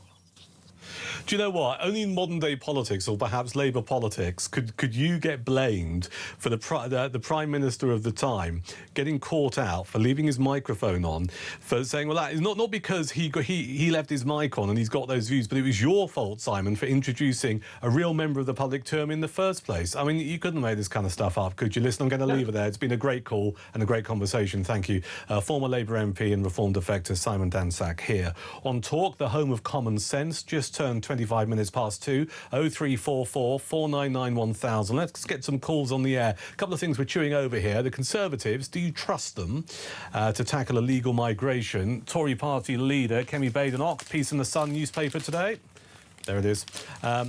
Talking about how if the Tories are ever back in power, that they will deport every illegal immigrant in this country. Kemi saying our country is our home, not a hotel. Do you trust them when they say that? Also a bit of chat about Reform UK as well. Party conference happening next week. It's been a rocky few months for that particular party. So how do you rate their performance? What needs to be announced at the conference? And also lawlessness in Britain. 0344 499 1000 for your calls, your voice notes and your WhatsApp messages. Lenny is in Ashford. Hello, Len. Good afternoon, Duncan. Well, I've been a Tory all my life, and apart from the last few years, that you know, I couldn't take it no more. Right. Now, when it comes to trusting in me, I mean, so when I vote again, I will vote for anybody tactically to get rid of Labour. Right. Because they are. I address Burnham as the bouncing bomb of Burnham, because he's going to devastate our country and the Labour Party. When you say you'd vote tactically anyway to get rid of Labour, does that include voting for a Green Party candidate? Oh no, I wouldn't vote for them. Right. No. Okay. So you wouldn't vote for anyone to stop Labour. Yeah. But I mean that they got this. That they're basically a Labour Party, aren't they? You know. Well, I take the view the Green Party under Zach Polansky are just simply nuts. All right, so let's see where we go with this. So you don't trust the Conservatives. What does Kemi have to do to regain your trust? Well, I think there's no point of her standing up preaching to us. All the time she's got not so cleverly beside her and Patel. Now, they was at the heart of the Tory party that done all the damage to us for a lot of years. Now, that's really interesting because, you know, I think there's an issue here. If you're politically engaged and you've fallen out of love with the Conservatives because you thought maybe they weren't particularly conservative in the last few years of their time in power, then you probably want to see those who are part of that, particularly if they were in cabinet at the time, no longer part of that front line. And you mentioned people like Priti Patel, for example, and she's very much part of the old part of the Conservative Party. So, I mean, we know that next week there's going to be some kind of reshuffle for the shadow cabinet. So do you want to see people like Priti Patel go? Oh, yes. Yes. Yeah, I mean, it wasn't only... I mean, as Home Secretary, I thought she'd done a terrible job. Right. You know, but it was all the support that they both gave Boris. And Boris was, you know, well, he was a disgrace to the... Well, Boris Johnson was a very popular Conservative Party leader. Well... The people liked him and he got in with an 80-seat majority. What's there not to like? Yeah, well, he got in with that because Reform withdrew a lot of their, you know, their candidates to help him. That's true, and I don't think Nigel Farage has ever forgiven Boris for not repaying that favour. That was it, and he couldn't be trusted. And what he did, I mean, and the Brexit he promised us, we didn't get nothing like it at all. Well, I'm not convinced that Boris Johnson ever believed in Brexit. I just thought he thought it was politically convenient to support that particular cause. Lenny, thank you. 0344 499 1000 if you want to be part of what's going on here at Talk, the home of common sense. This one's in Exeter. Martin, hello. Hello. I was listening to your guest, Norman Brennan. Seething a little bit. I did agree with a lot of what he said. Right. But we've seen demonstrations over the past 2 years of all sorts of things, left, right, Palestinian and so on. Yeah. And this one recently. The police make a decision on how to handle each one. Yes. And it's politically motivated. We have seen armoured policemen in full riot gear cracking down on certain demonstrations, so there's no problem there. And we've seen other ones where they say, oh, would you mind awfully putting your weapons back in the mosque, or would you mind getting off the cenotaph? So this recent disturbance, I think it was politically expedient to let it What you mean the stuff in Middlesbrough? Yes. Okay, so just let's flesh out your thinking a little bit, if you'd be kind enough. Who would politically benefit from a decision to let gang warfare take place on the streets of Middlesbrough?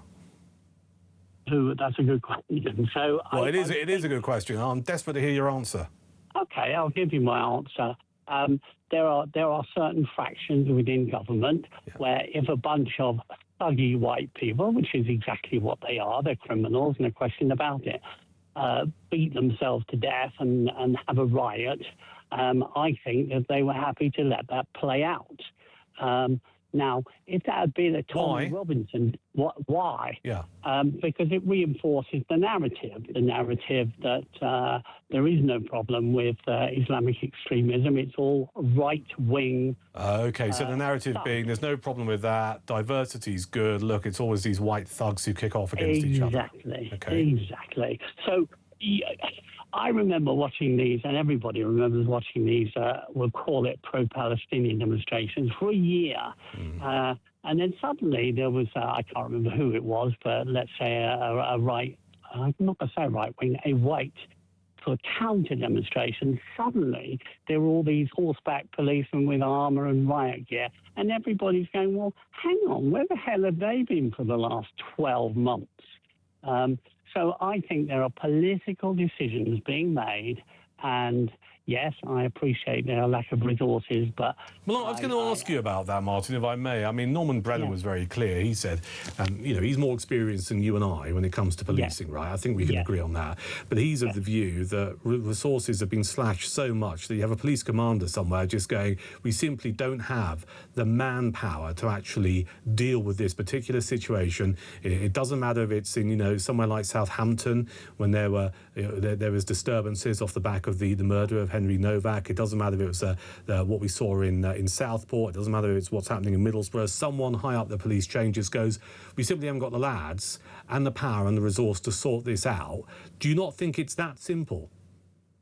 I think that is true. I mean, I bow to Norman Brennan's experience. There's no question that that's true. But if it was significant enough to not allow that to happen, somebody would make a decision, and the next thing you know, just as we saw in the miners' strike, there'll be a battalion of large... Yeah, but we had a lot more police back then, didn't we?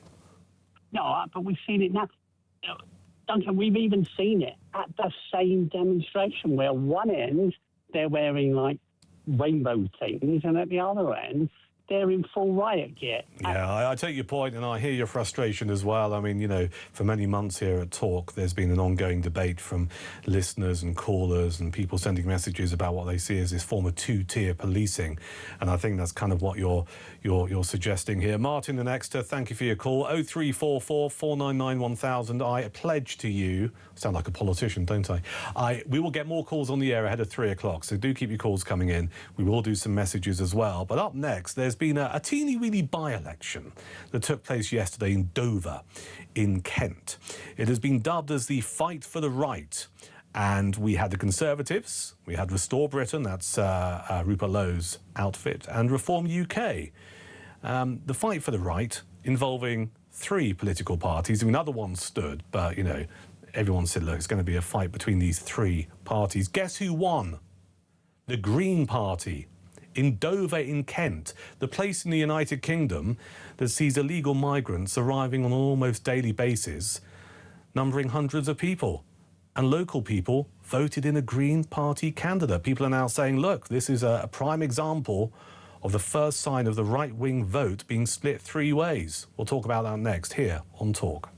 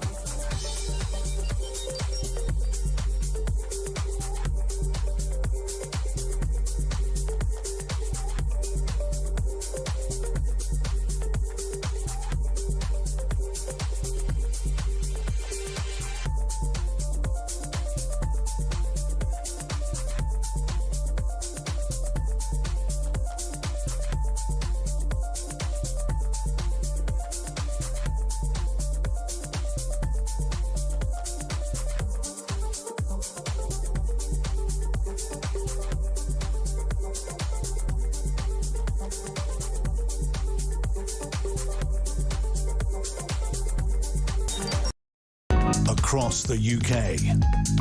On DAB+, on YouTube, on your mobile, and on your side. This is Talk. Afternoon, I'm Duncan Barkes. It's Talk, the home of common sense. 20 to 3 is the time. Kevin O'Sullivan here with Drive from 4 this afternoon. Let's turn our attention to a teeny-weeny bit of political activity that took place yesterday. It was a by-election for a seat on Dover District Council. Now, you know Dover, often in the headlines. It's got the White Cliffs, but also it's a place where a lot of people arrive illegally from other countries because they cross the channel on small boats. It's well documented. We talk about it a lot here on Talk, the home of common sense. Now, it was believed that this particular by-election would be a race between three horses, if you like, political horses. The Conservatives, Reform UK and Restore Britain, the new party set up by Rupert Lowe. Remember, Rupert Lowe used to be a Reform UK MP. He fell out with Nigel Farage, or fell out with Reform UK, I don't think we'll ever find the truth. And he went away and he set up a thing called Restore Britain, which I interviewed him at the time for a political podcast.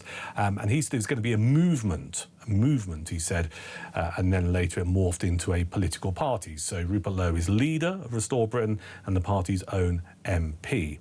And they stood a candidate here in this by-election for a seat on Dover District Council.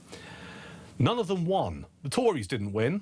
Restore didn't win. Reform UK didn't win. The Green Party were successful. It turns out a former GP got the council seat. Her name is Ingrid Dodd. Now, people are looking at this and going, well, hang on a second, this really proves that the right of the political spectrum in this country is split.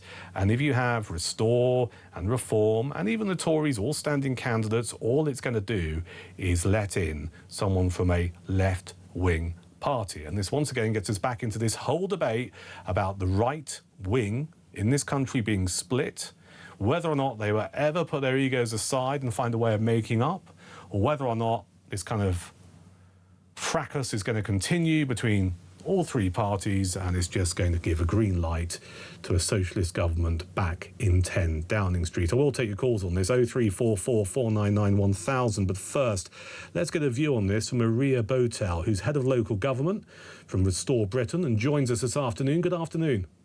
Good afternoon. Thank you for having me on. Marvellous. Well, listen, thank you for your time. I mean, Restore weren't successful in this by-election yesterday. There's a bit of criticism flying around today that you actually stopped a right-wing party taking the seat. Well, that would assume that anyone owns people's votes. So it depends on your perspective. For me personally, I think it was a success because it showed that with an excellent candidate like Jez, we can get to know a lot of people and their local issues. The thing is about a district, so this was a small local election. It is a taster of what potentially could happen. I don't agree with that accelerationism of Greens and Labour keeping power and making us even more miserable so that even more people wake up and realise that left-wing ideologies are not the answer. And if people need more of that, then that's what they're entitled to vote for. We humbled ourselves. Rupert made an offer to Nigel and explained, look, the door's open, providing that these political reasons and justifications of what Restore Britain stand for. The door was slammed in our faces. It was quite a firm no, as we understand it at this time. And so we proceeded to be what a political party is, since we decided on the 13th of February we'll become a political party. We stand in elections. No deal was done, no conversations were had in any depth that would suggest that a deal could be done. So we'll carry on marching forward as a political party and continue to show that we're making progress, because we are making progress. Whether you see that as a good thing or not is your perspective. I, at Restore Britain, see it as a massive success that we are making. So, I mean, what would you say to constituents in this particular council seat in Dover who thought, well, you know what, I'm going to put my vote to Reform or Restore, even the Tories, because the last thing I want is someone from Labour or Green taking the seat, and they've ended up this morning with a Green Party councillor. What would you say to them?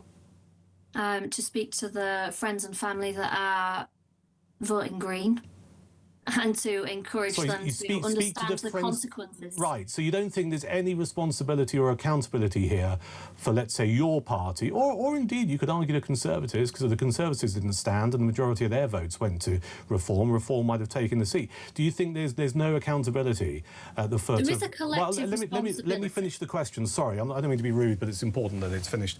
So you don't think there's any accountability or responsibility for your party, Restore Britain, here, because if you hadn't stood a candidate or come to some kind of agreement with Reform, the people of Dover in this particular seat might not have ended up with a Green Party councillor. It's not your problem. No. What I'm saying is we did all that we could, and a few weeks ago Rupert put this to Nigel and said... But it's all getting a bit boring, isn't it? Isn't it getting boring here? You know, you've got two cocks strutting around the farmyard together, you know, the big I ams, and that's fine. Egos work in politics all of the times, but even with the greatest of respect, Maria, your language, well, Rupert said this to Nigel. Nigel didn't slam the door in his face and all of this. We need to get beyond this, don't we, if we want the right kind of politics for this country and not a political ideology that's going to take it further down the drain. So my question to you would be, what would your recommendation to be to a new political party that has grown? I'm not here to answer any questions. You represent. 11%. I'm not here to answer questions. You're here representing a political party. We have viewers and listeners who take the view that Restore is getting in the way of either Reform UK chiefly or the Conservatives, who are more established parties. And I'm putting it to you that that is a charge that is levied against your political party. But you seem not to take any responsibility or accountability for that. So it's the same as Reform's argument against the Conservatives said to Reform. Well, I used to be in Reform. I used to believe that it was the answer. So I do agree that the right needs to do something. For me, I was in Reform and the Conservatives said, you're splitting the vote, you'll stop the Conservatives. Now Reform are saying the same to us. We're 6 months old, we have to start somewhere and we are growing. So the idea is, if they will not work with us, we will keep that door open for a conversation, but if they will not work with us, we will keep pursuing as a national political party these elections, and we will try and win and gain momentum. In the same way Reform did, we will try and take that mantle and we will continue to pioneer and keep going forward, because we see that we've got the solutions in depth of policy and the quality of candidate. Understood. Is there not a risk attached to what you're planning to do if we were to translate this to a national situation, that a big chunky vote for Restore Britain at the next general election could actually put a socialist government back in Downing Street? Isn't that a risk? Yes, there's always risks. And is that a risk that you're prepared to take? Yes, or I wouldn't be where I am. Understood, and thank you for being so honest. Why are you prepared to take that risk regarding the future of this country? Because I've seen the internal workings of Reform and I do not trust them to actually enact any of the things they say, just as I don't trust the Conservatives to enact any of the things they say, because it's the same people who were there before. Understood. And I suppose related to this, there is, again, part of my role here at Talk is to relay some of the views that we get from our viewers and listeners. And, you know, there is some support for Restore Britain. I'm not going to pretend otherwise, and rightly so. You know, people should have political choice. But there is a view that Rupert Lowe's Restore Britain party is essentially a one-man ongoing vendetta against his former boss, who got rid of him because he used to be a Reform MP and they fell out. Is that a fair criticism? I think it's a perspective that's been swallowed because that's what's being fed to them by a certain group of people who want people to believe that. Right. But is it a fair criticism? Can you understand why people have that view? I do, but I think it's also unfair criticism because it's such early days. We are building a team. I myself, technically spokesperson, Orla Minihane, Henry Bolton, Jez Hermer, for example, who stood, was an excellent candidate, and we are fielding and looking and interviewing candidates and branch organisers and getting to know them. I've got a team of 36 councillors now, plus that we're going to start showing more of. So people over time, because we're only 6 months old, over the next 6 months, year, you'll see more and more faces and you'll understand the depth and the uniqueness of the people we're putting forward. All right, Maria, it's been fascinating. Thank you for your time this afternoon. Thank you for joining us on Talk. That's Maria Botel, Head of Local Government at Restore Britain. You want to pick up on anything you heard there, of course, you're more than welcome to do so. 0344 499 1000 for your calls, your voice notes or your WhatsApp messages. I mentioned this earlier. I said this to Maria. I mean, I've worked in politics and journalism for about 30 years. All politics, or rather all politicians, have egos, particularly political leaders. Look, you and I will never know what happened between Rupert Lowe and Nigel Farage, but what we do know is that whilst we have these political parties on the right of the political spectrum, the so-called right-wing vote is split. And we've seen it here in Dover, where no one thought the Greens were going to get in this little by-election, and the Dover District Council has a new Green councillor. Whether or not this continues at pace to prove that nationally, if you have people like Restore Britain on the pitch, it's just going to put another socialist government into Downing Street remains to be seen. But I think there's an early indication there. I'd welcome your thoughts. 0344 499 1000 is the number. 10 to 3, this is Talk.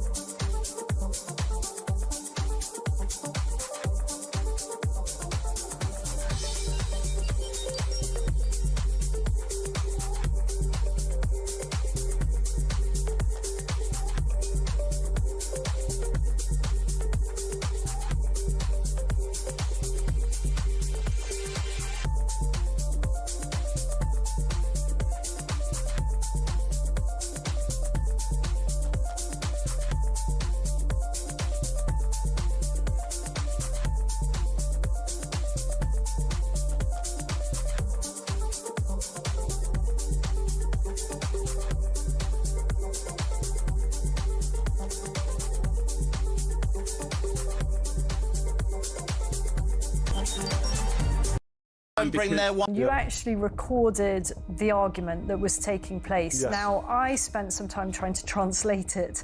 So I had the recording put through various translation apps, and then just to be sure, because I was pretty dismayed by what the apps were telling me, I ran it past a native speaker of the language concerned, and the language is Iranian Kurdish. At least some of the people who are bringing these boats to the UK are linked to Iran.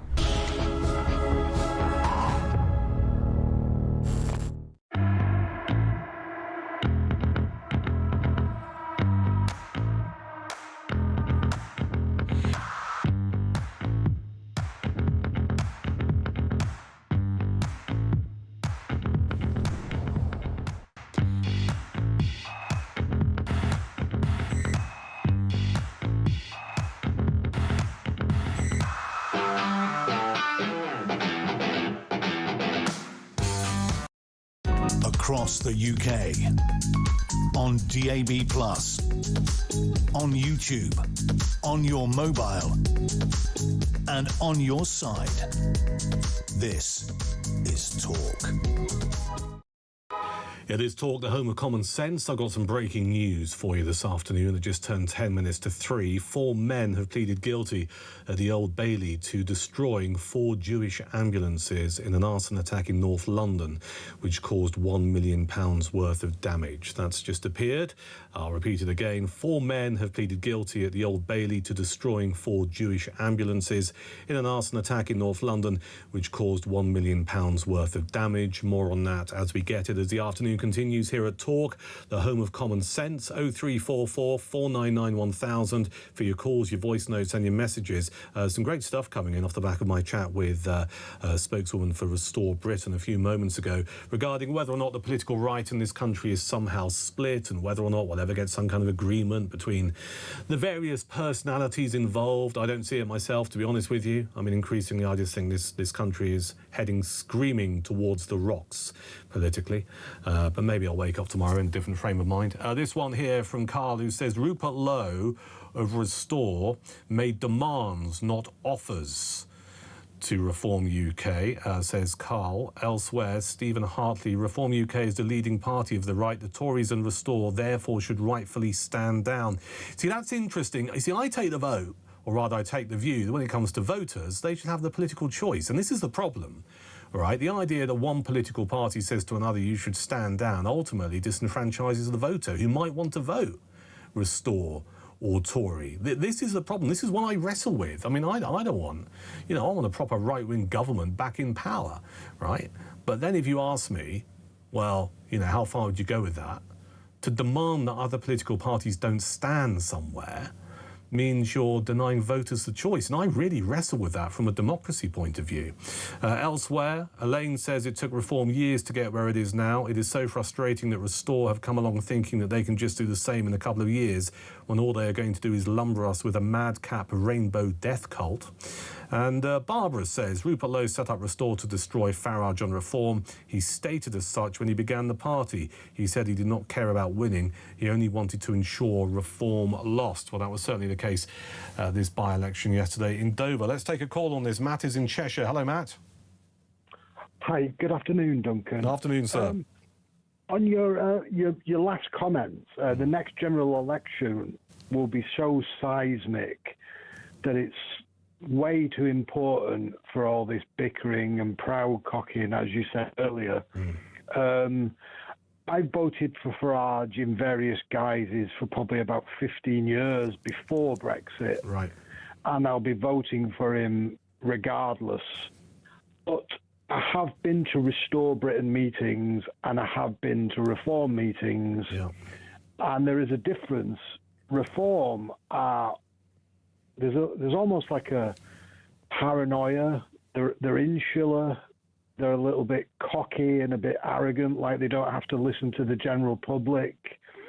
And Restore, the people there seem to be a little bit more dynamic and a bit more focused on local issues. So there's a choice there. Some are representing one part of what people want, and Reform are representing another part. So it's quite difficult to know what to do.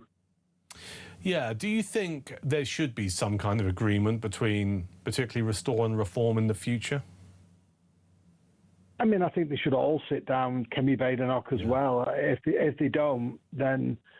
I mean, the Conservatives, I'll never vote for any of the three main parties ever again. I said that because I voted for Boris Johnson. Right. And I won't ever be duped again by somebody who does the opposite of what I vote for. I've never voted Labour in my life. So if they don't all sit down and what you say happens, if they end up taking votes off each other and losing seats, then they're not worthy of any of our votes on the right, any of them.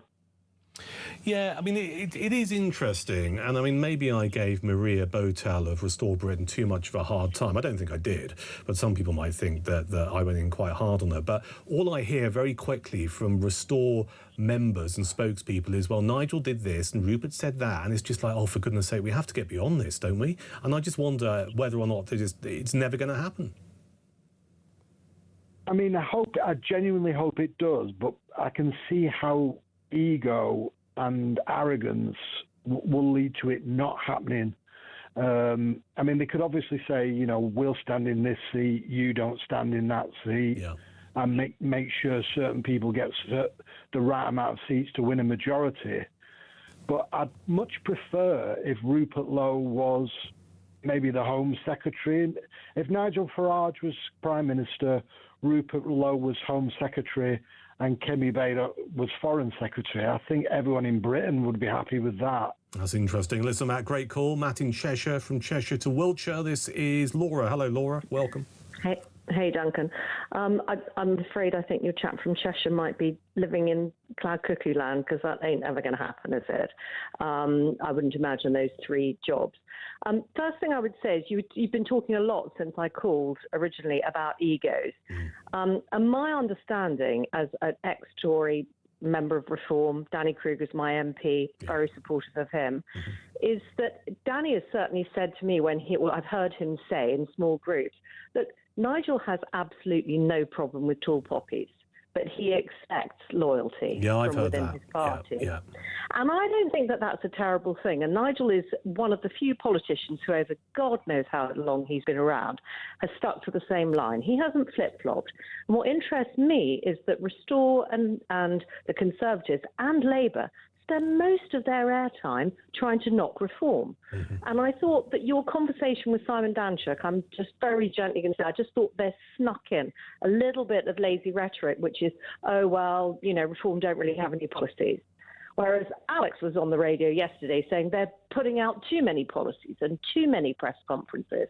And I don't think any other party is doing as much to say what their policies are, putting out people that are not just Nigel, talking in detail about things, opening themselves up to full press scrutiny. You make a really good point there, Laura, actually. I mean, Reform have been very good, and UKIP used to do this as well, another Farage party, which is particularly in the summer months, they fill that gap in the media by saying these are our policies, and certainly different people from Nigel Farage have been making those points over the last couple of months. Laura in Wiltshire, a great call. Thank you.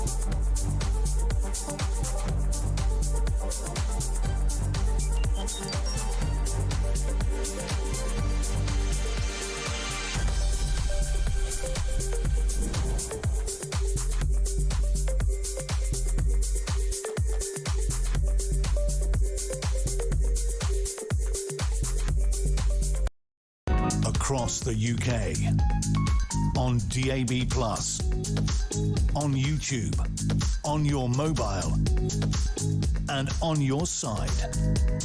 This is Talk.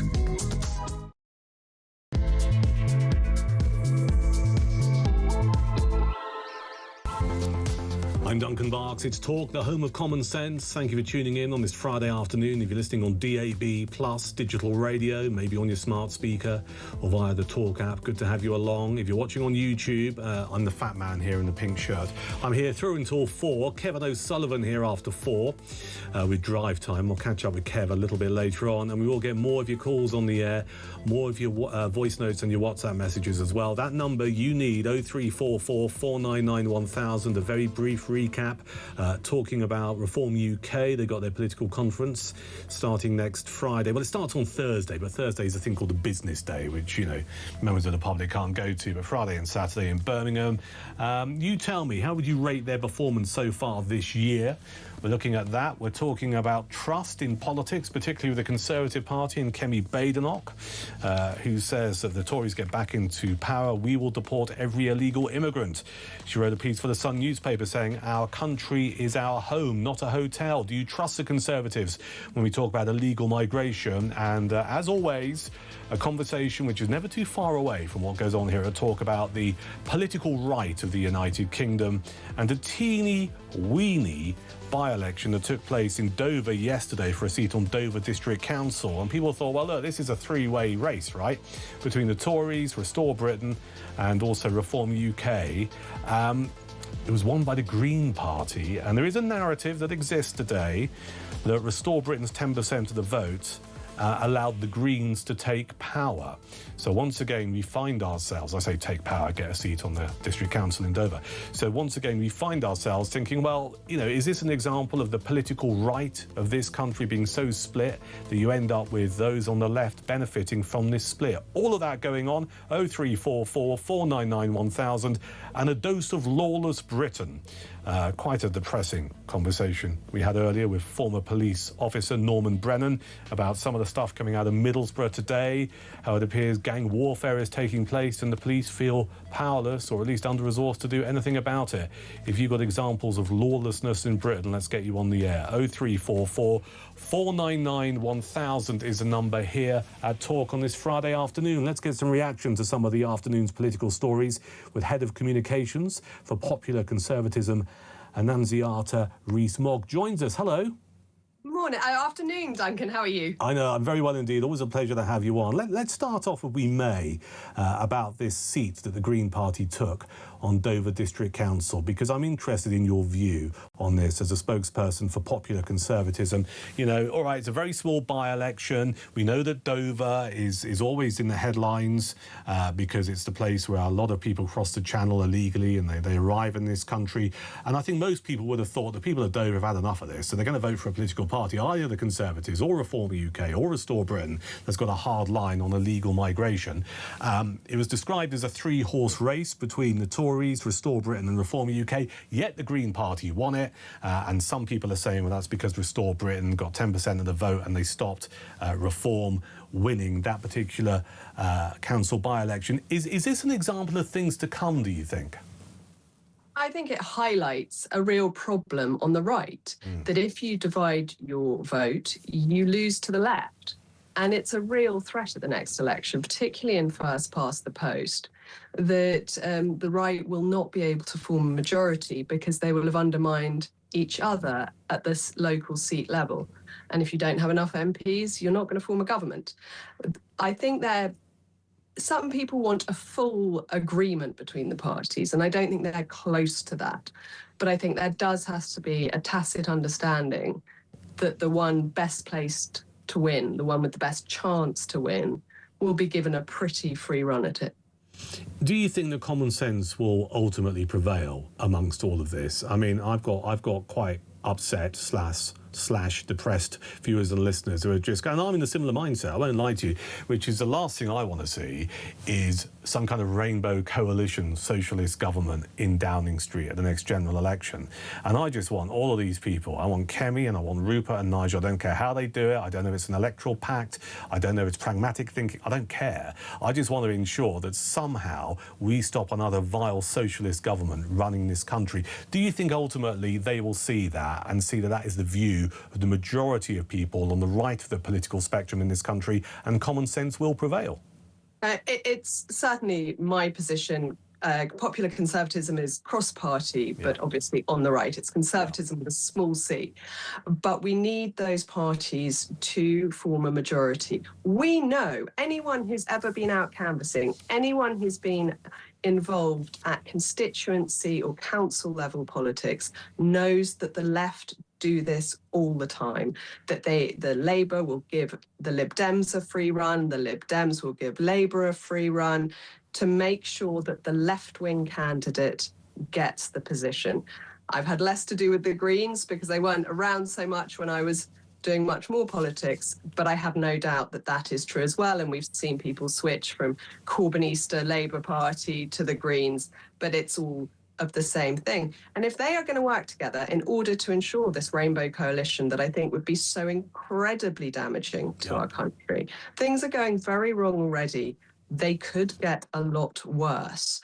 We need to rescue the country, and that means that leaders of the parties on the right putting country above party, above ego, and making sure that the right can secure a majority at the next election, which I think will now be 2029. There's a lot that can go wrong by then. There's an awful lot more that could get worse. Interesting. So you think we're not going to have an election until 2029? You see, I think there's some pitch rolling going on here by Andy Burnham, who I also think has got such a big ego that he wants his own mandate. And I think he might be tempted to go for an early general election in the first part of 2027. Should we have a wager? Do you think that's going to happen or not? I don't, and I will tell you why. Because he hasn't managed to get any polls above 30%. And unless he starts pulling it out of the bag and getting comfortably above 30%, I don't think he'll risk it. He's got a lot of backbenchers who have got the best paid jobs of their lives. They're not going to want to be fired early. Yeah, OK, fair point. Maybe I won't shake your hand over a £10 bet. Right, let's turn our attention to Reform UK. And I should imagine some red meat here, potentially, for anyone on the right of the political spectrum. Danny Kruger, Reform's policy chief, pledging to prevent people from voting if their English is not good enough to understand the electoral rules. He's tabling some amendments to a bit of legislation that's back in the House of Commons next week called the Representation of the People Bill. Do you think Reform is right to do this? Actually, I don't. I think there are certainly problems and that they need addressing. But they need addressing with the laws we've got. And I think these are very concerning changes. That if you look at the proposal, it's for the office officials within the polling station to say, it's two separate things. Either they don't think the voter can understand the voting system, or they don't have a good enough grasp of English. Now, what are we doing? Saying you can't vote if you're a bit stupid? That this is very open to personal judgment. And yes, they've got 48 hours to appeal being banned from voting. But I think this casts a very wide, potentially very wide net of, someone who's turned up after a couple of sherries in the evening. Where do you draw that line? And why are you putting that onus on the officials, who generally speaking are people who've doing one day's work every few years, are not professionals in the electoral system. They are people who are being paid for a day's work in a job they wouldn't normally do. I think that's incredibly unfair on them. I think it has potentially very bad repercussions for our democracy. Should the rules we've got be enforced? Absolutely. And have there been cases of family voting? Yes. That is already illegal. It should be cracked down on. I think Birmingham has got 50 cases or more ongoing from the May elections this year.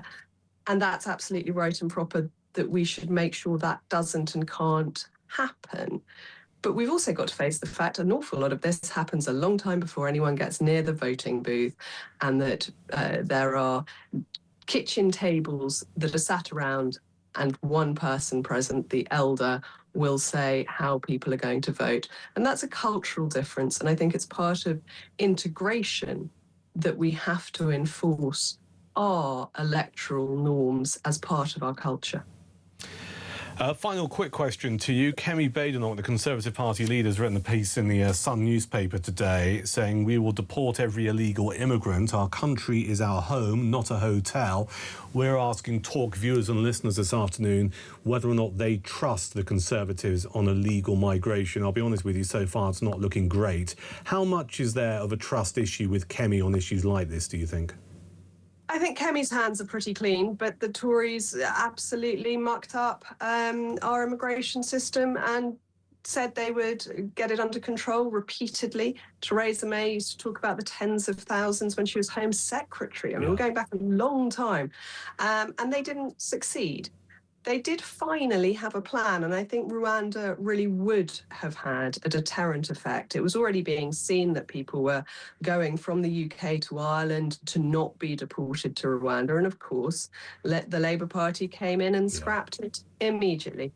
Do we need to deport on arrival? Absolutely, yes, we do. All of the paperwork can follow later. But I think Kemi is right to be saying this. She's right to be saying we've got to leave the ECHR and the other related treaties, international treaties that affect what we're allowed or not allowed to do. And we have to be able to deport people. Nunziata Rees-Mogg, as always, pleasure to talk to you. Get your thoughts on the air this afternoon here at Talk. Nunziata is Head of Communications for Popular Conservatism. It's almost 3:15. Let's take a call. This is Adam in Reading. Hello, Adam. Welcome. Hello. What would you like to say? Taking my call. I would like to say that in all the reform voters blaming Rupert Lowe for taking the votes off of them. Well, I don't think all of them are, but certainly there's a view that Restore Britain gets in the way of reform's success. Yeah, go on. They are. But anyway, why did Farage kick Rupert Lowe out of reform? That's the worst mistake he ever made. It's what it all boils down to. Why did Farage kick Rupert Lowe out of reform? Rupert Lowe, you got to admit, Rupert Lowe is probably the most patriotic bloke in this country at the moment that I can stand behind. Why would Farage do that? All right. Well, I mean, I've interviewed. Let's pick this over. I've interviewed Rupert Lowe a couple of times in the past. He's a very forthright, a very engaging character. He's a successful business person, and he's what I would describe as his own man, right? And that's not a criticism. It's a very, very, very good quality in the human being. Too many sheep in this world of ours. I'm not here to speak for Nigel Farage, but I think certainly there is a view that Rupert Lowe criticising Nigel Farage, the leader of the party that he was in when he was a Reform UK MP, by giving an interview to a national newspaper, was seen as a form of disloyalty, and that certainly caused a lot of friction between them. And I kind of get that. You can have people disagreeing with you, and you should be able to say in any political party to the leader, I think you've got this wrong, but you don't do it on a public forum, because all that does is create further splits in your party. Well, from the information I've got, it was Farage that wouldn't speak to Rupert Lowe. Rupert Lowe. Yeah, but the problem is you and I are never going to know the truth, are we? So let's just try and work out where we go from here. What in a dream world, what would you like to see happen, Adam? Well, I would like to see reform, and we still get together. Of course I would. Everyone on the right would love to see reform, and we still get together. But do you think it'll ever happen? I hope so. I really, really hope so. All right, listen, thanks for your call. That's Adam in Reading. This one's in London. Nigel, hello. Duncan, I think I disagree with your guest about a general election for Burnham. I think Burnham's got a bit of a trump card up his sleeve, in as much as if he was to call a general election in 3 months' time, I think reform would be stuffed. And the reason that is they've got 5 MPs to try and get 320 plus candidates ready for general election. I don't think they're organised enough, and I think that reform would fail. It would be, I think, a hung parliament, but I don't think reform are in any way ready for a general election. Well, certainly. I mean, I know for a fact that the Conservative Party has sped up their candidate selection inside the last couple of months. I know that Reform UK has sped up their candidate selection in the last couple of months because both those parties are preparing for the possibility that Burnham will call an early general election because he sees the right of the political spectrum in this country being split. And whilst it might be a hung parliament, or he might lose a chunk of his majority, at the moment he can afford to lose a chunk of that majority. You know, the Labour majority, I think, is about 140 plus seats. You know, he could get back in with less, you know, with 80 seats and afford to lose 60 and still govern whilst the political right in this country is split. That's possibly true, but I think that what Kemi Badenoch has to realise, which he doesn't realise, and nor does Nigel Farage, unless they form some form of coalition, they're both stuck. And I think that's the only way they've got a chance of governing the country. And I think that the comment or the story in today's Times by Kemi Badenoch is nothing short of sabre rattling.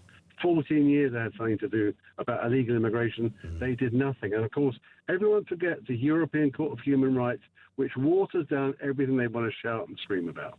Yeah, I mean, this is the problem, isn't it? It's the Achilles heel still for the Conservative Party in terms of what they might say now.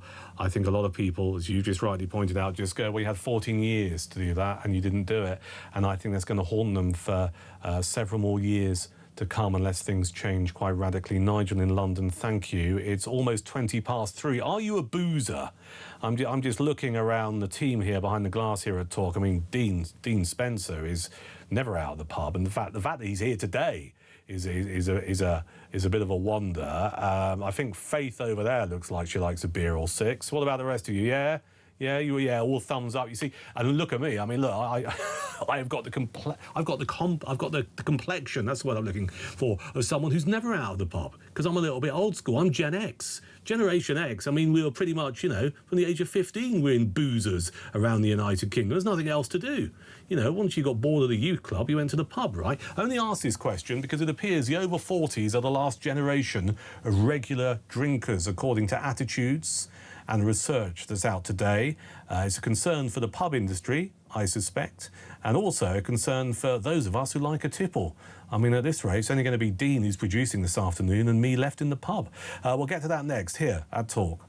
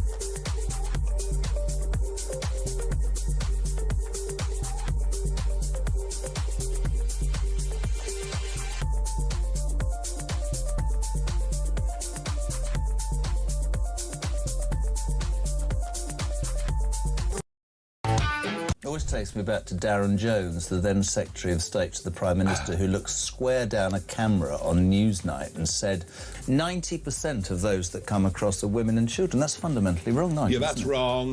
We also had, particularly the Greens, saying lots of brain surgeons were coming. These are aggressive, dangerous young males, and there's no other way of putting it. Could some of them turn into a force within this country, perhaps even an army within this country that's against us at some point in the future.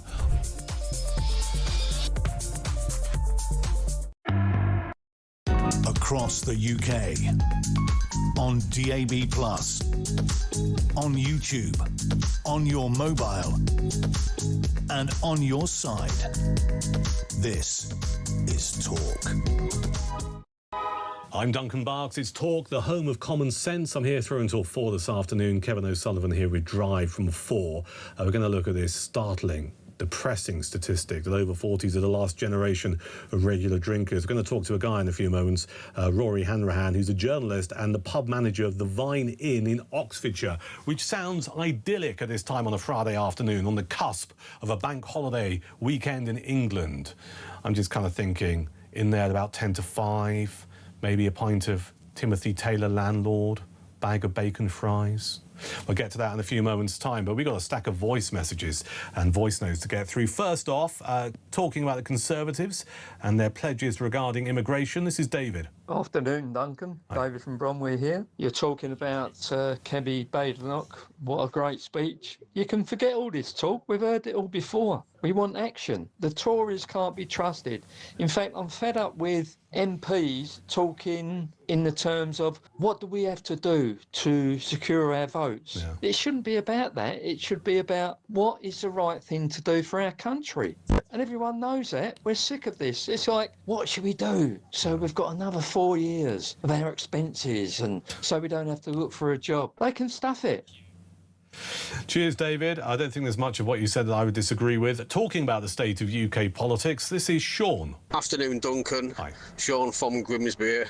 I think there will be another socialist government of the Labour, the crazy Greens and the irrelevant Lib Dems, and it will only be this what gets the Rights Act together.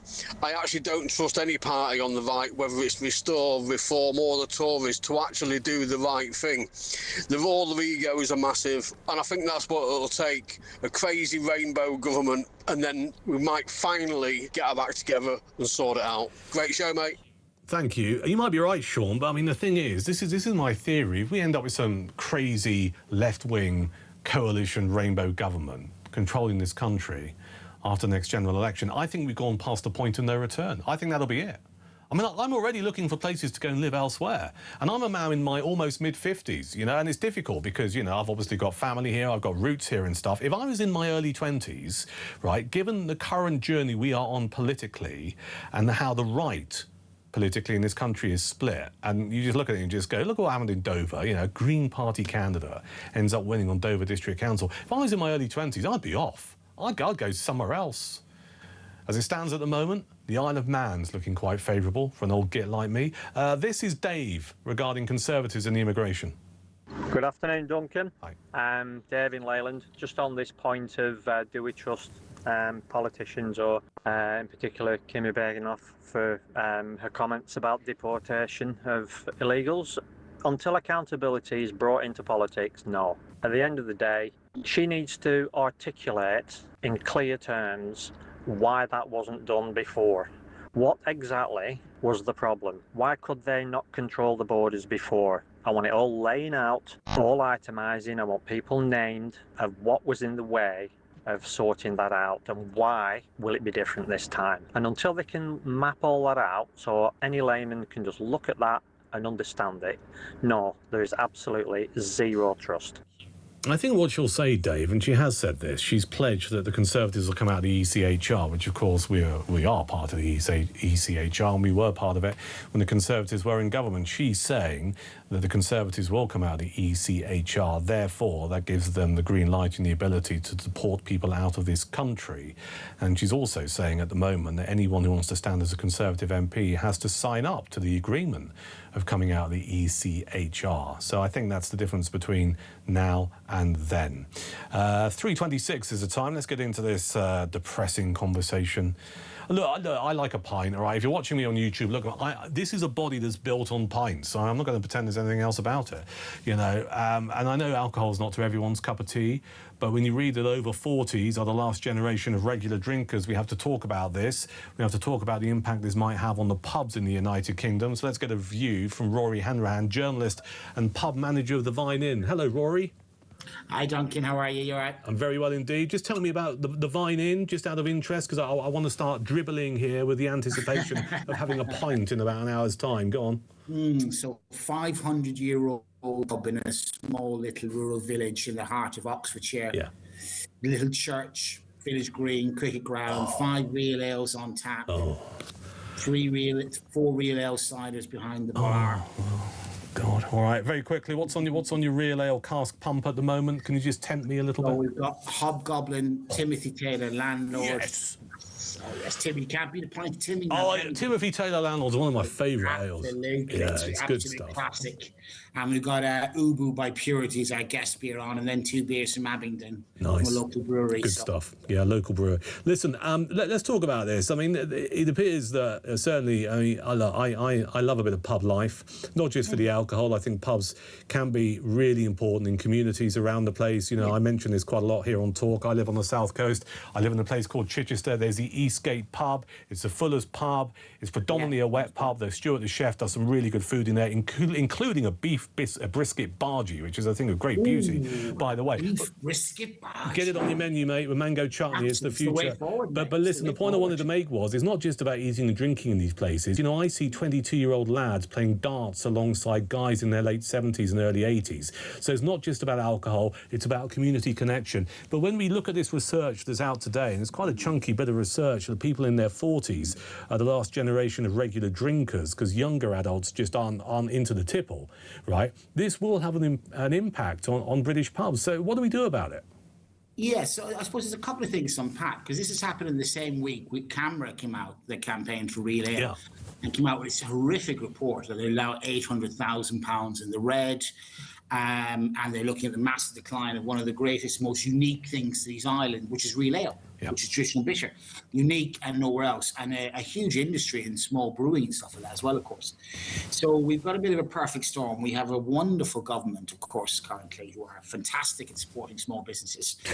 So it couldn't happen at a better time for society to start changing. Thing is, it's been changing for about 30 years. Yeah. I'm Gen X like you. I drink less than my parents' generation drank. I still drink a fair bit. Yeah. My grandparents' generation, my grandfather drank 6 or 7 pints of stout 7 nights a week and 3 or 4 powers. Yeah. And he was a moderate drinker by the standards of the times. Yeah. So we have been drinking less. It's not, what's interesting is that they're not going teetotal. They're not completely forgoing alcohol. They're seeing alcohol as a special occasion, as an Instagram thing, as a birthday. A big chunk of that is the cost of alcohol. When you and I started drinking, alcohol as a percentage of our wages, even on low wages, was relatively very small. That is no longer the case. So a huge chunk of this is to do with the artificial raising in prices for alcohol because of awful decisions by governments, not sadly just the Labour government. I'm afraid the Tories have some blame here as well. But we've had a relentless pressure on pricing. We've had a relentless pressure since the beer orders came in. We broke up the big brewers. It seemed a very good idea at the time. And then we let estate agents in to run pubs, which never really made a lot of sense. You're not making beer. What exactly are you running a pub, half a dozen pubs for? There's going to be a problem in the long term, and there has been.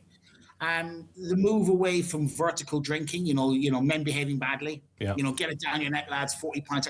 That's kind of died, but that was a small blip anyway. Yeah. So a lot of the figures are probably hidden underneath what the real drinking actually is.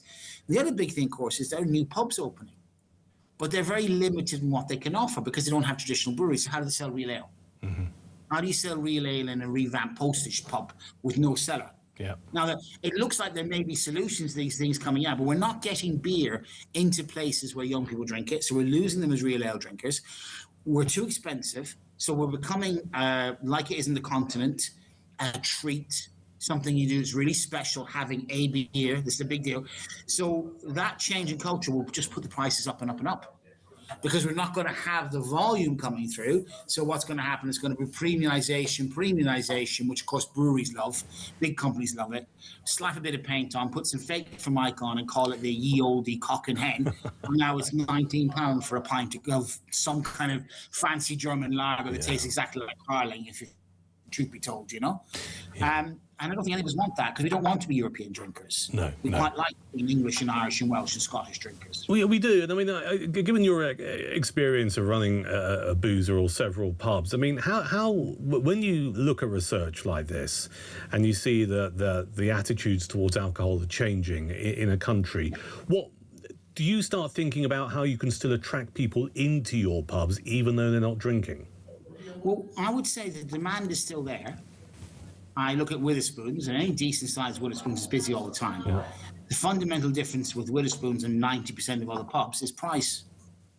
I think if prices were able to come down, if we remove some of the artificial pressures on prices, and they are artificial, pubs don't need any extra help. What they need is the removal of government putting false prices onto things and increasing the VAT and national insurance and crazy stuff they're in the moment. But yeah, you need to add more things. You need to be a much more diverse sort of thing. I hate that word, but you know, you need to do coffee, you need to do soft drinks, you need to do food. But that's been happening for years anyway. Most of us have made those moves anyway. You know, there are very few wet-led pubs that are successful as a wet-led pub unless they're in exactly the right location or the right space. You know, you can count a handful in most big cities. So we're all making those moves anyway and have been for years. What's happened, of course, is an artificial pressure on culture since Blair. The idea we turn us all into sort of social democratic Europeans, and we're all sitting outside drinking lattes at 12 o'clock at night and eating green salads, which failed miserably. But COVID and lockdown, of course, actually got us to go outside and drink and eat outside, which government failed to do. And there has been a change now. We are becoming slightly more European in our culture and our drinking and our eating, more health conscious. It's not a bad thing to be more health conscious, but you're not going to live forever and nobody gets out alive. So you want to enjoy it. And how much of this is an increase in the use of other recreational pastimes as opposed to using alcohol? I don't know what age your kids or teenagers or grandkids are, but there is certainly a much larger acceptance of the use of other recreational I mean, I certainly know of teenagers who hate the idea of going to the pub, but are quite happily sitting in their bedroom with a large spliff. Listen, let me just ask you a final question. I mean, obviously, you run the Vine Inn in Oxfordshire. You've got pub experience. We're talking about less and less people drinking, particularly younger generations. From a business perspective, we know that Labour, since in government, had a couple of budgets. They whacked up minimum wage. They also increased the amount of money that employers have to pay in national insurance. That has really hit particularly the hospitality sector. What could change? I mean, we got a budget on October the 28th, Rory, with a relatively new Chancellor, John Healey. What would you like to see him announce that would make running a pub simpler and more cost effective? So a couple of very quick things. I mean, just to give you an example, it now costs £38,000 a year to employ a kitchen porter on a standard minimum wage on a 40-hour-week contract. He's not getting £38,000. He's getting about 22. So it's now almost impossible to employ people, So a couple of quick things that need to be done. We need to make it easier to employ 18 to 21-year-olds again, reduce minimum wage back to what it was. Everybody needs a first job. And as a first job goes, washing a few dishes or pouring a couple of pints is a good first job, and it's a good job when you're at university. It gives you a little bit of character building while you're off becoming a master of the universe for later in life. We need to look at business rates. Business rates are based on laws from the 18th and 19th century. We need to make sure that they're not based on property values to resell as houses around them. So if you happen to be in a village where every house goes for £1 million, the pub's not worth £1 million in property rates. So those two things alone would allow most pubs to drop the price of a pint by about £1.50. And the butchers, the shop, the candlestick maker, we could have little independent shops and butchers again. All we have to do is look and say there's a business rate which is based on the value of the business, which is what it's supposed to be. But what happens is it ends being pushed up artificially by property value for multi-dwelling flats, which will be lived in by people who were there for 3 or 6 months at a time and then moved on again. So no community either. So that, just to take that out of that, remove business rates. Business rates are for businesses and nothing else. And a flat rate. And make it simple to understand. I don't really want to spend 2 months a year trying to work out whether I'm going to spend £10,000 this year, or as it looked at one stage this year, £85,000. There's a bit of a gap there. Yeah, it's a massive gap. Massive gap. Listen, I'm going to leave it there, but Rory, thank you for your time and your knowledge. That's Rory Hanrahan, journalist and pub manager at the Vine Inn in Oxfordshire. You see, it's what is it now? It's 25 minutes to 4. I could leave here right now and go and have a pint of Timothy Taylor Landlord. I'm so turned on about the idea of having a decent pint of beer and supporting my local pub, but I won't do that, because I'm here till 4, and up next we're going to talk about the future of the BBC, because Amal Rajan, you know him. What's he done in the past? He's done, is it Mastermind he did for a bit? Was it Mastermind? I can't remember. He's on the Today programme. He's all over the BBC. He said that the broadcaster's finances were much worse than people realise, and the BBC, this is his word, is screwed unless its licence fee funding model is replaced. We'll get reaction on this in a few moments here at Talk.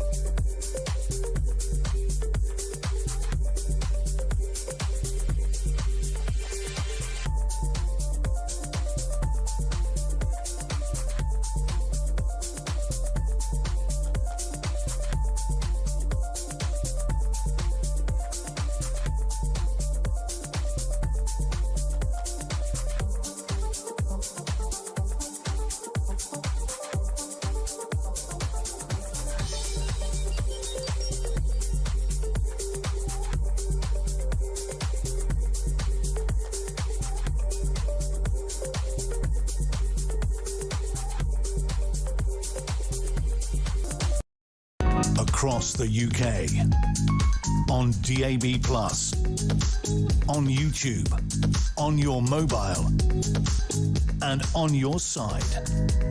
This is Talk. It's 20 to 4, it's Talk, the home of common sense. This is Duncan Barkes. Let's turn our attention to the British Broadcasting Corporation Declaration of Interest. Alongside many other broadcasters and journalists in the past, I've worked for the BBC. I found it a remarkably dysfunctional organisation. And you don't need to be the sharpest tool in the box to realise that generations beneath mine, I mean, look, I've got a daughter in her early 20s. Her generation will not pay the licence fee. They're used to choosing. They subscribe to stuff like Spotify and Netflix. They won't wear the idea of an archaic licence fee.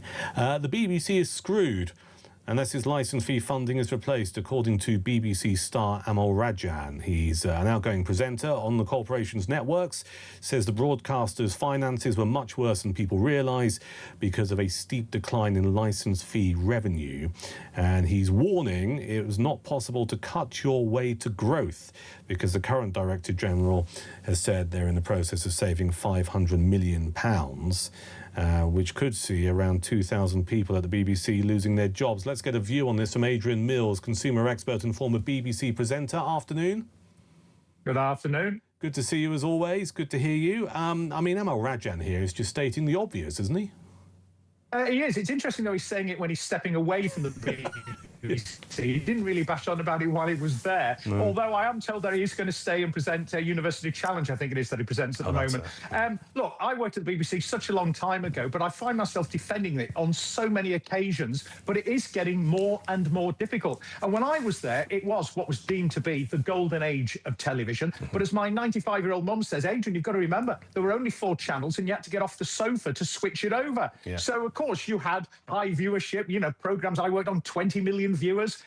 Now, when I go to my subscription channels, I've got nearly 1,000 channels to choose from. And like you mentioned your family. My daughter is in her early 30s.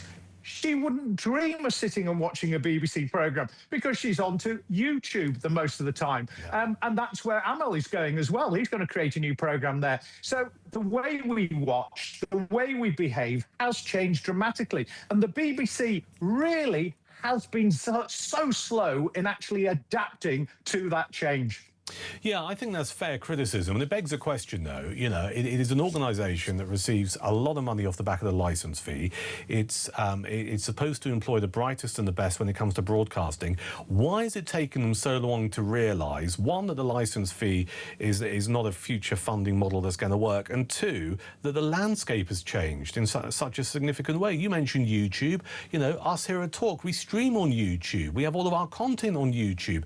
Loads of people are going to YouTube. Vanessa Feltz is going to YouTube. It is the future. It seems like the BBC are about 10 to 15 years behind everyone else. Well, I'm afraid that they've had their head buried in the sand, haven't they? And although they've talked about it, and although they've been surrounded by all this change, they've always worked on the assumption that we are the BBC. We are the voice of the nation. We go out worldwide and people will always refer to us. But unfortunately, that's not what's happening. And you don't grow by cutting. And that has been remarked upon in the last 48 hours a lot.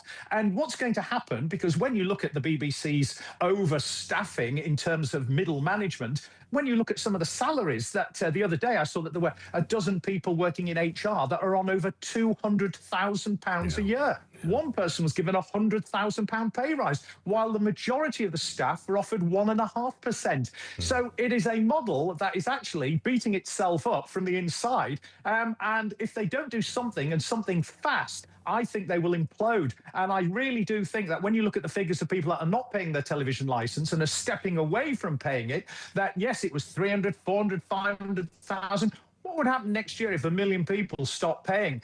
There is a huge financial crisis at the BBC, and they are in slight denial about it. And getting rid of a couple of thousand people isn't going to fix it.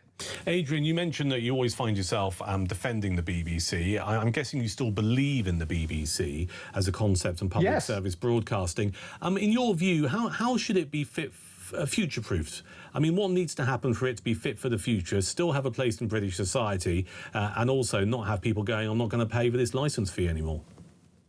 Well, I think it's really difficult because if you look at subscription television, most people, if you actually analyse what you're paying, you're probably paying £1,000 a year to watch some of the programmes you want to watch. Now, that is down to personal choice. I get that. But if you're paying the BBC licence fee, it works out at something like £3.50 a week. That's less than 1 cup of coffee per week. However, there is a real resentment. So I do feel that probably people are going to have to look at some form of subscription. So what you keep public broadcasting, you keep, say, Wimbledon, you keep Strictly Come Dancing, you keep Match of the Day, although I hear that's in trouble as well.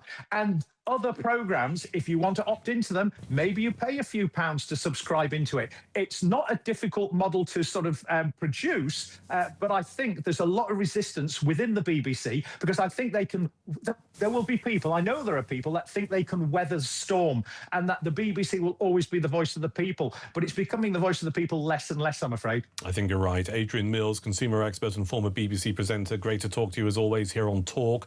3:45 is the time. Kevin O'Sullivan here from 4 o'clock this afternoon with Drive. Let's take a call. This is Bob, who's in Ludlow. Hello, Bob. Afternoon, how are you? Very well, sir. I have a lot of fondness for Ludlow, having spent a lot of my life there in the past. Which part of Ludlow are you in?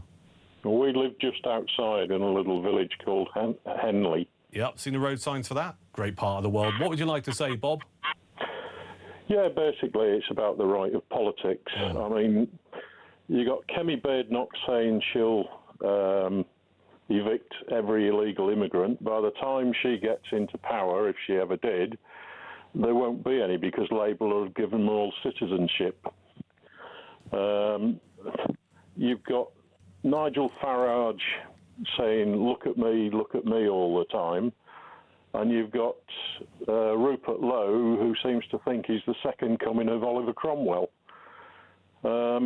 You've painted quite a dispirited picture of the right of UK politics. Is that how you feel? Are you a bit fed up of it all? I am absolutely to the back teeth of it, mate. Because at the end of the day, this is how the left always win, because they work together. Yeah. you know, whether they agree or disagree or whatever, they still work together. And if this lot on the right do not get their act together until it's time for the next general election, it will be too late. It needs to be done now, way before the general election, whenever that might be. Yeah. Do you think there's any realistic prospect of that? No. I think basically we are now looking at the swan song of what used to be a great nation. Basically, I cannot see it coming back. And if I had the money, we would be gone. Yeah, I don't think you're alone, mate. Bob, thank you for your call. That's Bob in Ludlow. It does feel like, and I said this before on Talk, it feels like it's 5 minutes to midnight. And if you are someone who believes in law and order, robust defence of this nation, protecting the borders, low taxation, minimal government intervention, small state. If you believe in all of that, it does feel like there's only one more chance left to get that back. And at the moment, those parties on the political right of the landscape in this country do seem rather divided. We'll get a view on this in a few moments' time. Councillor George Madgwick is a leader of Reform UK in Hampshire, and he's here next on Talk.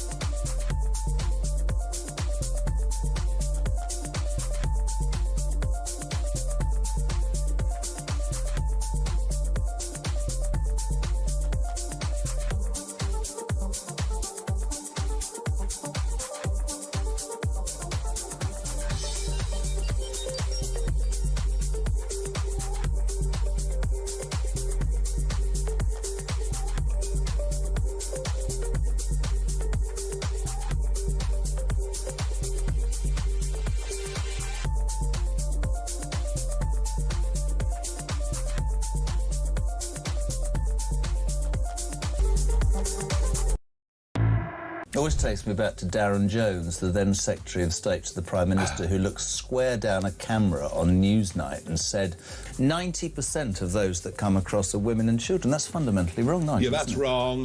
We also had particularly the Greens saying lots of brain surgeons were coming. These are aggressive, dangerous young males, and there's no other way of putting it. Could some of them turn into a force within this country, perhaps even an army within this country that's against us at some point in the future?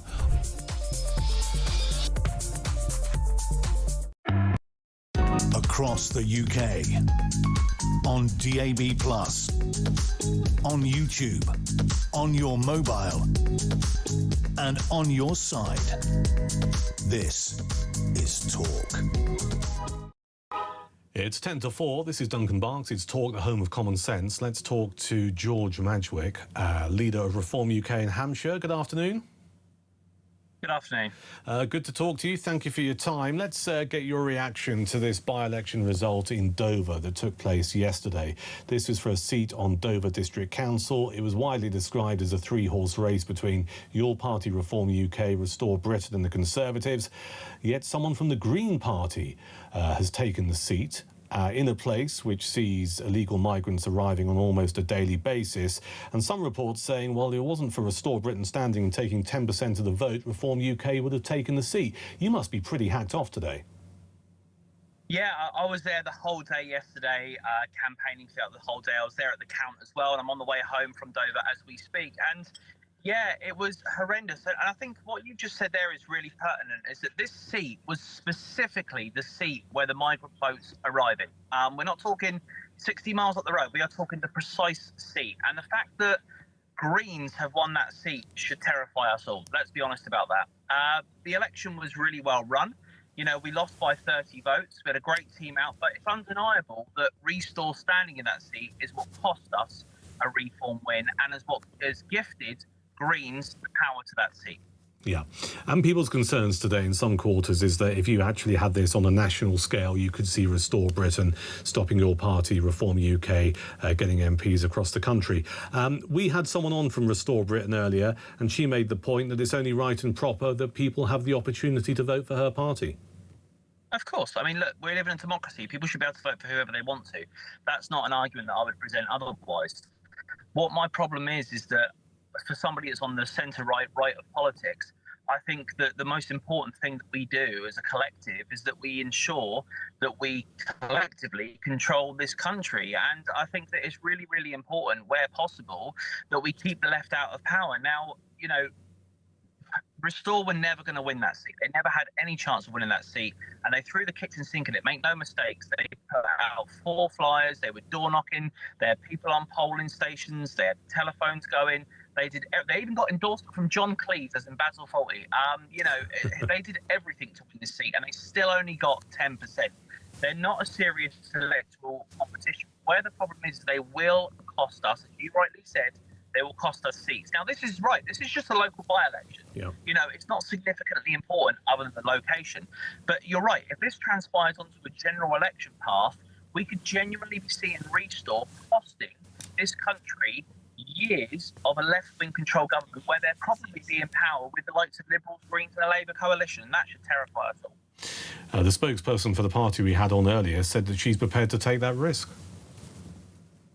Well, that says more about her than it does about us, doesn't it? I mean, if she's willing to put the risk of this country, then this is what frustrates me about Restore, is they say they're patriots, they say they want to put their country first, but at the count last night, you had a mix of two sides. The candidate himself, where credit was due, was gutted, and he did say, I wish I could give you 40 of my votes. He did say that, and he kind of reflected on what he had done. But the other people that were in that count from Restore were celebrating that they had beaten Reform. And I said, what are you doing? They said, oh, we beat you. That was our idea. And I said, but you've allowed the Greens in. You know, where is this sensibility? So your spokesperson that come on earlier from Restore saying that that's a risk she's willing to take, that says everything you need to know about the Restore Party. They're willing to put the future of this country behind their own interests. And that is not right for our democracy. No, I mean, how do you view them? Do you see them as just something that's created as a thorn in the side for Nigel Farage, a one-man vendetta-driven party by Rupert Lowe, who just wants to make life as difficult as possible for his former boss?